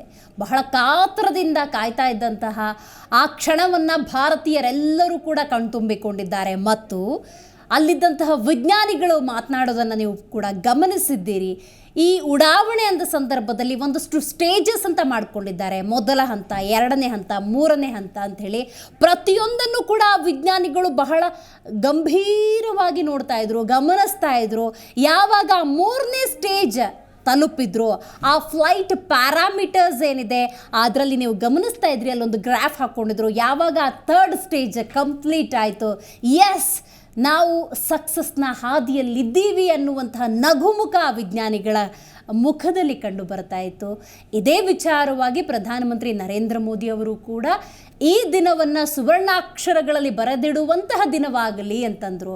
ಇದೇ ಕಾರಣಕ್ಕೆ ಭಾರತೀಯರೆಲ್ಲರೂ ಕೂಡ ಶುಭವನ್ನು ಹಾರೈಸಿದರು. ಅಂತೂ ಇಂತೂ ಉಡಾವಣಾ ಪ್ರಕ್ರಿಯೆ ಅನ್ನೋದಾಗಿದೆ. ಇನ್ನು ಆಗಸ್ಟ್ 23-24 ಲ್ಯಾಂಡಿಂಗ್ ಅಂತ ಏನಾಗುತ್ತೆ ಅದು ಕೂಡ ಬಹಳ ಗಂಭೀರ ವಿಚಾರ, ಬಹಳ ಗಮನ ವಹಿಸಬೇಕಾದಂತಹ ವಿಚಾರ. ಅದೆಲ್ಲದರ ಬಗ್ಗೆ ಸಂಪೂರ್ಣವಾಗಿ ಇವತ್ತಿನ ಕಾರ್ಯಕ್ರಮದಲ್ಲಿ ಮಾತುಕತೆಯನ್ನು ನಡೆಸ್ತಾ ಹೋಗೋಣ. ಮೊದಲನೇದಾಗಿ ನಮ್ಮ ಕಾರ್ಯಕ್ರಮದಲ್ಲಿ ಸ್ಪರ್ಧಾ ವಿಜೇತ ಮಾಸಪತ್ರಿಕೆಯ ಹಾಗೆಯೇ ಶಿಕ್ಷಣ ತಜ್ಞರಾಗಿರುವಂತಹ ಡಾಕ್ಟರ್ KM ಸುರೇಶ್ ಅವರಿದ್ದಾರೆ. ಕಾರ್ಯಕ್ರಮಕ್ಕೆ ಸ್ವಾಗತ. ನಿಮಗೆ ನಮಸ್ತೆ ಮೇಡಮ್. ನಮಸ್ತೆ ಸರ್. ತುಂಬ ಖುಷಿ ಆಗ್ತಾ ಇದೆ. ಹೌದು, ಕಾರ್ಯಕ್ರಮ ಹೌದು, ಒಳ್ಳೆ ಕಾರ್ಯಕ್ರಮದಿಂದ ಆರಂಭ ಆಗ್ತಾ ಇದೆ. ಖಂಡಿತ ಖಂಡಿತ. ಒಳ್ಳೆ ಮೊದಲ ಹೆಜ್ಜೆನೆ ಸಕ್ಸಸ್ ಆಗಿದ್ದೀವಿ. ಹೌದು. ಆಗಸ್ಟ್ 23 ಮತ್ತು 24 ಕೂಡ ಒಳ್ಳೆ ಸಿಹಿ ಸುದ್ದಿ ಬರ್ತದೆ. ಇಡೀ ಭಾರತ ದೇಶದ ಜನ ಕಾಯ್ತಾ ಇದ್ದಾರೆ, ಸಕ್ಸಸ್ ಆಗುತ್ತೆ ಅಂತೇಳಿ. ಆಗುತ್ತೆ, ಎಲ್ಲರೂ ಕೂಡ ಗ್ಯಾರಂಟಿ ವಿಶ್ವಾಸ ಇದೆ. ರೈಟ್ ಸರ್, ಮಾತಾಡ್ತೀನಿ ನಿಮ್ಮ ಜೊತೆ, ಹಾಗೆ ಸಂಪರ್ಕದಲ್ಲಿರಿ ಸರ್, ಮಾತಾಡ್ತೀನಿ ನಿಮ್ಮ ಜೊತೆ. ಚಿಂತಕರಾದಂತಹ KC ಬಸಪ್ಪ ಅವರು ಝೂಮ್ನಿಂದ ಕನೆಕ್ಟ್ ಆಗ್ತಿದ್ದಾರೆ. ಸರ್ ನಮಸ್ಕಾರ. ನಮಸ್ತೆ. ನಮಸ್ತೆ ಸರ್, ಮಾತಾಡ್ತೀನಿ ಸರ್, ಹಂಗೆ ಇರಿ. ರೈಟ್ ಸರ್, ಖಗೋಳಶಾಸ್ತ್ರಜ್ಞರಾದಂತಹ ಪ್ರಾಧ್ಯಾಪಕರಾದಂತಹ ಕೆ ಸಂಜೀವ್ ಕುಮಾರ್ ಅವರು ಕೂಡ ನಮ್ಮ ಸಂಪರ್ಕದಲ್ಲಿದ್ದಾರೆ, ಝೂಮ್ನಿಂದ ಕನೆಕ್ಟ್ ಆಗ್ತಾ ಇದ್ದಾರೆ. ಸರ್ ನಮಸ್ಕಾರ. ನಮಸ್ತೆ. ನಮಸ್ತೆ madam. Right sir, Sanjeev sir, ನಿಮ್ಮಿಂದನೇ ಆರಂಭ ಮಾಡ್ತಾ ಇದ್ದೀನಿ ಮಾತುಕತೆಯನ್ನ. 14ನೇ ತಾರೀಕು ಜುಲೈ 2:35 ಸರ್, ಭಾರತೀಯರೆಲ್ಲರೂ ಬಹಳ ಕಾತರದಿಂದ ಕಾಯ್ತಾ ಇದ್ದಂತಹ ಚಂದ್ರಯಾನ 3 ಯಶಸ್ವಿ ಉಡಾವಣೆಯಾಗಿದೆ. ಸಂಪೂರ್ಣ ಈ ಪ್ರಾಜೆಕ್ಟ್ ಬಗ್ಗೆ ಹೇಳೋದಾದ್ರೆ ನಿಮ್ಮ ಮಾತು sir. Yes, it is a great achievement of our India. So we proud to be an Indian. So that ISRO made a wonderful world achievement. It is one a successful launching. So everyone feels happy, and the world, all the global scientists are moving towards our Indian scientists. So it is a great achievement of Chandrayaan 3. Madam, everyone has to be appreciate, and we wish to all our Indian scientists. It's a great an achievement. So this is especially for studying the moon. Mainly it is sent to the moon south region. South region. This is the first time our Indian scientists are sent this Chandrayaan 3 satellite to the southern region. No one has done this kind of experiment. So we are almost, it is in the successful route, and it is enter into the orbit, Earth's orbit, and moving towards safe landing to the moon. So this is a great success of our Indian scientists. Right sir, ಗೊತ್ತಾಯಿತು. If you don't mind, can you speak in Kannada? ನಾವು ಕನ್ನಡದಲ್ಲಿ ನಮ್ಮ ವಿಚಾರವನ್ನು ವಿನಿಮಯ ಮಾಡಿಕೊಂಡ್ರೆ ನಮ್ಮ ಕನ್ನಡಿಗ ಪ್ರೇಮಿಗಳಿಗೆ ಮತ್ತು ಕನ್ನಡ ಭಾಷಾ ವಾಹಿನಿ ಆಗಿರೋದ್ರಿಂದ ಪ್ರತಿಯೊಬ್ಬರು ಅರ್ಥ ಮಾಡ್ಕೊಳ್ಬಹುದು ಅಂತ ಝೀ ಕನ್ನಡ ನ್ಯೂಸ್ನ ಮನವಿ ಸರ್. ಹಾಗೆ ಮಾತಾಡ್ತೀನಿ.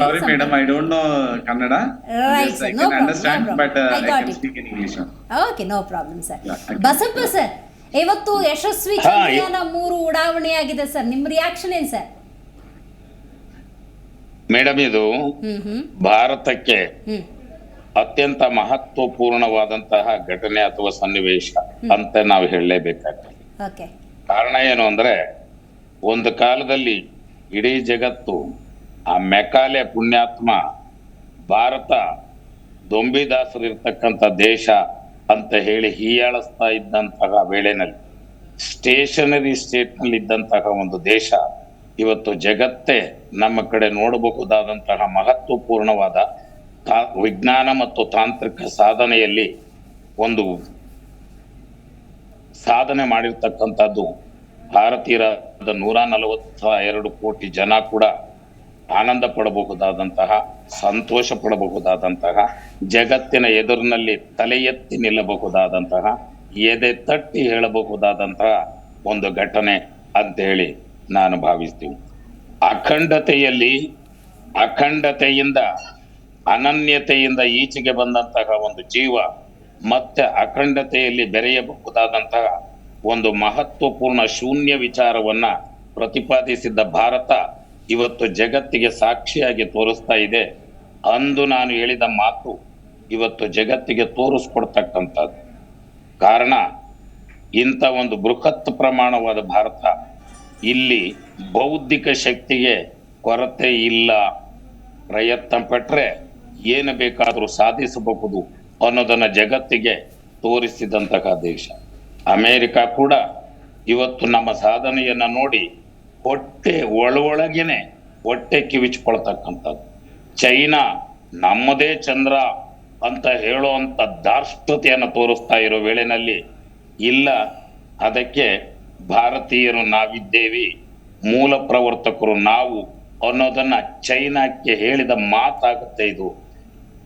ಎರಡು, ಯಾವುದೋ 10 ರಾಷ್ಟ್ರಗಳ ಸಪೋರ್ಟ್ ಅನ್ನ ತಕೊಂಡು ನಾನು ಚಂದ್ರಲೋಕವನ್ನು ಸಾಧನೆ ಮಾಡಿದೆ ಅಂತ ಹೇಳಿದಂತಹ ಒಂದು ಶ್ರೀಮಂತ ರಾಷ್ಟ್ರಕ್ಕೂ ಕೂಡ ಒಬ್ಬ ವ್ಯಕ್ತಿಗತವಾಗಿ ಒಂದು ರಾಷ್ಟ್ರವಾಗಿ ಇದು ಮಾಡಿರ್ತಕ್ಕಂಥ ಸಾಧನೆ ನಿಜಕ್ಕೂ ಜಗತ್ತಲ್ಲೇ ಮೆಚ್ಚಬಹುದಾದಂತಹ ಸಾಧನೆ. ಅದರಲ್ಲೂ ಸ್ಪರ್ಧಾತ್ಮಕವಾದ ಜಗತ್ತು ಇವತ್ತಿನ ಮೂಲ ಮಂತ್ರವಾಗಿದೆ. ಆ ಸ್ಪರ್ಧೆನಲ್ಲಿ ಭಾರತ ಅವಕಾಶ ಸಿಕ್ಕಿದರೆ, ಅನುಕೂಲತೆ ದೊರೆತರೆ, ಒಂದು ಸ್ವಲ್ಪ ನಮಗೆ ತೋರಿಸಿಕೊಟ್ರೆ ನಾವು ಜಗತ್ತಿನಲ್ಲೇ ಎದ್ದು ನಿಲ್ಲುವಂತಹ ಸಾಮರ್ಥ್ಯವನ್ನ ಹೊಂದಿದ್ದೇವೆ ಅನ್ನೋದನ್ನ ತೋರಿಸಿದಂತಹ ಒಂದು ಮಹಾನ್ ಕ್ಷಣ ಇದು. ಮಹಾನ್ ಕ್ಷಣ ಅಂತೇಳಿ ನಾನು ಭಾವಿಸ್ತೀನಿ. ಖಂಡಿತ ಸರ್, ಮಾತಾಡ್ತೀನಿ ನಿಮ್ ಜೊತೆ, ಹಾಗೆ ಸಂಪರ್ಕದಲ್ಲಿರಿ ಸರ್. ಬಸಪ್ಪ ಸರ್ ಒಂದು ಒಳ್ಳೆ ಮಾತಾಡಿದ್ರು. ಇಡೀ ಜಗತ್ತು ನೋಡ್ತಾ ಇದೆ ಭಾರತದತ್ತ ತಿರುಗಿ ನೋಡುವಂತಹ ಸಾಧನೆ ಇದೆಯಲ್ಲ, ಅದು ಸುಲಭ. 4ನೇ ದೇಶ ಮೇಡಮ್ ಇದು. ಅಮೆರಿಕ ಮಾಡಿದೆ, ರಷ್ಯಾ ಮಾಡಿದೆ, ಚೀನಾ ಬಿಟ್ರೆ ನಂತರ. ಅದರಲ್ಲೂ ವಿಶೇಷತೆ ಏನಂದ್ರೆ ಅವೆಲ್ಲವೂ ಮೊದಲೇ ಸ್ಪೇಸ್ ಪ್ರೋಗ್ರಾಮ್ಸ್ ಅನ್ನ ಸ್ಟಾರ್ಟ್ ಮಾಡಿದ್ದು. ಬಾಹ್ಯಾಕಾಶ ಕಾರ್ಯಕ್ರಮಗಳನ್ನ ಸ್ಟಾರ್ಟ್ ಮಾಡಿದಾಗ ಭಾರತದ ಇಸ್ರೋ ಸಂಸ್ಥೆ ಸ್ಥಾಪನೆ ಆಗಿರಲಿಲ್ಲ. ಇದು 1969 ಆಗಸ್ಟ್ 15 ಸ್ಟಾರ್ಟ್ ಆಗಿ, ಲೇಟಾಗಿ ಬಂದರೂ ಲೇಟೆಸ್ಟ್ ಆಗಿ ಎಲ್ಲದ ದಾಖಲೆಗಳನ್ನು ಮುರಿತಾ ಇದೆ. ರಷ್ಯಾದ 37 ಉಪಗ್ರಹ ಮಾಡಿ ಅತ್ಯಂತ ವಿಶ್ವ ದಾಖಲೆ ಮಾಡಿತ್ತು. ನಮ್ಮ ಇಸ್ರೋದವರು PSLV C-37ನಲ್ಲಿ 104 ಉಪಗ್ರಹ ಮಾಡಿ ಇವತ್ತು ವಿಶ್ವ ದಾಖಲೆ ಮಾಡಿದ್ದಾರೆ. ಜೊತೆಗೆ ಇವತ್ತು ಯಾವ ಮಟ್ಟಕ್ಕಿದೆ ಭಾರತೀಯರಲ್ಲಿ ಅಂದರೆ ಪ್ರತಿಯೊಬ್ಬರು ಸ್ಟೇಟಸ್ ಅಲ್ಲಿ ಕೂಡ ಚಂದ್ರಯಾನಕ್ಕೆ ವಿಶ್ ಮಾಡ್ತಾ ಇದ್ದಾರೆ. ಪ್ರತಿಯೊಬ್ಬರಲ್ಲೂ ಕೂಡ ಯಾವುದೋ ಹಬ್ಬ ಹರಿದಿನಗಳಿಗೆ ಆಚರಣೆ ಮಾಡೋದಕ್ಕಿಂತ ಹೆಚ್ಚಿನ ಆಚರಣೆಯನ್ನ ಇವತ್ತು ಮಾಡಿದ್ದಾರೆ. ಅದು ಏನು ಇಂಡಿಕೇಟ್ ಮಾಡ್ತಾ ಇದೆ ಅಂದರೆ ಭಾರತೀಯರಲ್ಲಿ ನಿಜವಾಗ್ಲೂ ಕೂಡ ನಮ್ಮ ದೇಶ ಅಚೀವ್ ಮಾಡ್ತಾ ಇದೆ. ಮತ್ತೆ ಇಡೀ ವರ್ಲ್ಡೇ ನಮ್ಮನ್ನು ನೋಡ್ತಾ ಇತ್ತು ಏನಾಗ್ತಾ ಇದೆ ಅಂತ. ಚಂದ್ರಯಾನ 2ರಲ್ಲಿ ಸ್ವಲ್ಪ ಎಡಬಿಟ್ಟು ಲ್ಯಾಂಡಿಂಗ್ ಆಗೋ ಟೈಮಲ್ಲಿ 2.1 ಕಿಲೋಮೀಟರ್ ಇತ್ತು. ಆ ಟೈಮಲ್ಲಿ ಅದು 55 ಡಿಗ್ರಿಗೆ ಹೋಗೋ ಬದಲು 41.5 ಡಿಗ್ರಿ ಬಂದ್ಬಿಟ್ಟು ಬೇರೆ ಜಾಗ ಕೂತ್ಕೊಂಡ್ಬಿಡ್ತು. ಅಲ್ಲದೆ ಹೋಗಿದ್ರೆ ಆಗಲೇ ನಮ್ದು ದಾಖಲೆ ಆಗ್ಬಿಡ್ತಿತ್ತು. ಸೆಪ್ಟೆಂಬರ್ 7ನೇ ತಾರೀಕು 2019ರಲ್ಲಿ ಆಗ್ತಿತ್ತು. ಆ ದಾಖಲೆ ಮೋಸ್ಟ್ಲಿ ಈಗ ಆಗಸ್ಟ್ 23-24ಕ್ಕೆ ಇಡೀ ಭಾರತವೇ ಸಂಭ್ರಮ ಪಡುವಂತ ಇದಾಗ್ತಾ ಬರುತ್ತೆ. ಹೇಗೆ ನಾವು ವರ್ಲ್ಡ್ ಕಪ್ ಅನ್ನ ಗೆದ್ದೋ ಅದೇ ಟೈಪಲ್ಲಿ ಇದು ಖುಷಿ ಆಗ್ತಾ ಬರ್ತದೆ. ನಿಜವಾಗ್ಲೂ ಕೂಡ ಆ ದಿನ ಬೇಗ ಬರಲಿ, ಮತ್ತೆ ಆ ದಿನ ಸಂಭ್ರಮಿಸ್ಲಿ ನಮ್ಮ ಭಾರತದ ಜನ ಅಂತ ಹೇಳಿ ಆಸೆ ಪಡ್ತಾ ಇದ್ದೀನಿ. ಖಂಡಿತ ಬಸಪ್ಪ ಸರ್ ಒಂದು ತಾರ್ಕಿಕ ಒಂದು ವಿಚಾರ ಹೇಳಿದ್ರು. ಬೇರೆ ವಿದೇಶದ ಪಾಶ್ಚಿಮಾತ್ಯರು Indians are very good slaves ಅಂತ, ಅಥವಾ ಇಂಡಿಯನ್ಸ್ ಇರೋದು ಕೆಲಸ ಮಾಡೋದಕ್ಕೆ ಗ್ಯಾರಂಟಿ, ಈ ತರ ಒಂದು ರಿಜಿಡ್ ಮೆಂಟಾಲಿಟಿ ಇದೆ. ಎಲ್ಲೋ ಪ್ರತಿಭಾವಂತರಿದ್ದಾರೆ, ಎಲ್ಲೋ ವಿಜ್ಞಾನಿಗಳಿದ್ದಾರೆ, ಎಲ್ಲೋ ಶಿಕ್ಷಣ ಕ್ಷೇತ್ರದಲ್ಲಿ ಸಾಧನೆ ಮಾಡೋರಿದ್ದಾರೆ ಅನ್ನೋದನ್ನ ತೋರಿಸೋದಿದೆಯಲ್ಲ, ಅದೊಂದು ರೀತಿ ಹೆಮ್ಮೆ ಅಂತ. ಅದರಲ್ಲೂ ವಿಶೇಷವಾಗಿ ಇಸ್ರೋ ಅದನ್ನು ಮಾಡ್ತಾ ಇದೆ. 21ನೇ ಶತಮಾನನ ಭಾರತೀಯರ ಶತಮಾನ ಅಂತ ಪ್ರೂವ್ ಮಾಡ್ತಾ ಇದೆ. ಭಾರತೀಯರೇ ಎಲ್ಲ ಕಡೆನೂ ಇದ್ದಾರೆ, ಭಾರತೀಯರು ಯಾವುದಕ್ಕೂ ಕಡಿಮೆ ಇಲ್ಲ. ನಾವು ಎಲ್ಲೋ ದಾಸ್ಯದಿಂದ ಬಂದರೂ ಕೂಡ ಮುಂದೆ ಒಂದು ಅಚೀವ್ ಮಾಡ್ತೀವಿ. ಇನ್ನೂ ಕೂಡ ನಾಸಾಕ್ಕೆ ಬೀಟ್ ಮಾಡುವಂಥ ಬೇಕಾದಷ್ಟು ಯೋಜನೆಗಳು ನಮ್ಮ ಹತ್ರ ಇದೆ. ಇನ್ನೊಂದೇ ಒಂದಿದೆ, ಗಗನಯಾನವನ್ನು ಕಂಪ್ಲೀಟ್ ಮಾಡಿಬಿಟ್ರೆ ಇಡೀ ವಿಶ್ವದಲ್ಲಿರುವಂಥ ಎಲ್ಲ ದಾಖಲೆಗಳನ್ನು ಕೂಡ ಭಾರತ ಅಚೀವ್ ಮಾಡಿದಂಗೆ ಆಗುತ್ತೆ. ಅದು ಬೇಗ ಆಗ್ತಾ ಬರ್ತದೆ. ಜೊತೆಗೆ ಏನೇನು ಅವರೆಲ್ಲ ಮಾಡಿದ್ದಾರೆ, ನಾಸಾ ದೊಡ್ಡ ದೊಡ್ಡ ಸಂಸ್ಥೆಗಳು, ಮೊದಲೇ ಸ್ಥಾಪನೆ ಆದಂಥ ಸಂಸ್ಥೆಗಳು, ಅದನ್ನು ಮೀರಿ ಬೆಳೀತಾ ಇದೆ ಇಸ್ರೋ ಸಂಸ್ಥೆಗಳು. ಹಗಲಿರುಳು ಶ್ರಮಿಸುವಂಥ ವಿಜ್ಞಾನಿಗಳಿದ್ದಾರೆ, ಮಹಿಳಾ ವಿಜ್ಞಾನಿಗಳಿದ್ದಾರೆ ಮತ್ತು ಪುರುಷ ವಿಜ್ಞಾನಿಗಳಿದ್ದಾರೆ. ಅವರೆಲ್ಲರೂ ಕೂಡ ಸತತ ಪ್ರಯತ್ನ ಪಟ್ಟು ಸಕ್ಸಸ್ ಮಾಡಿದ್ದಾರೆ. ಇವತ್ತು ನಿಜವಾಗ್ಲೂ ಭಾರತೀಯರಿಗೆ ಹೆಮ್ಮೆಯ ದಿನ, ಹೆಮ್ಮೆಯ ದಿನ. Guarantee. Sanjeev sir, Chandrayaan 3 is there, no? Why it is so important? What are the specialities of Chandrayaan 3, sir? ಏನಿದರ ವಿಶೇಷತೆಗಳು? Yes, madam. There are many specialties are there, madam, in Chandrayaan 3. So, if you see in the Chandrayaan 1 is already successfully launched, and Chandrayaan 2 there are a few partially success, and in Chandrayaan 3 there is a lander payloads are given, and lander payloads and as well as rover payloads. Correct. So in this lander payloads which has an ST experiment missions, which will be gives the thermophysical experiments, which will be calculated the thermal conductivity and the temperature conditions on the surface of the moon. This is one of the major activity, very important activities for further research, and the water conditions components has been studied by this experiment. And also there is one more important instrument has been sent this lunar Chandrayaan payloads, that is lunar seismic activity.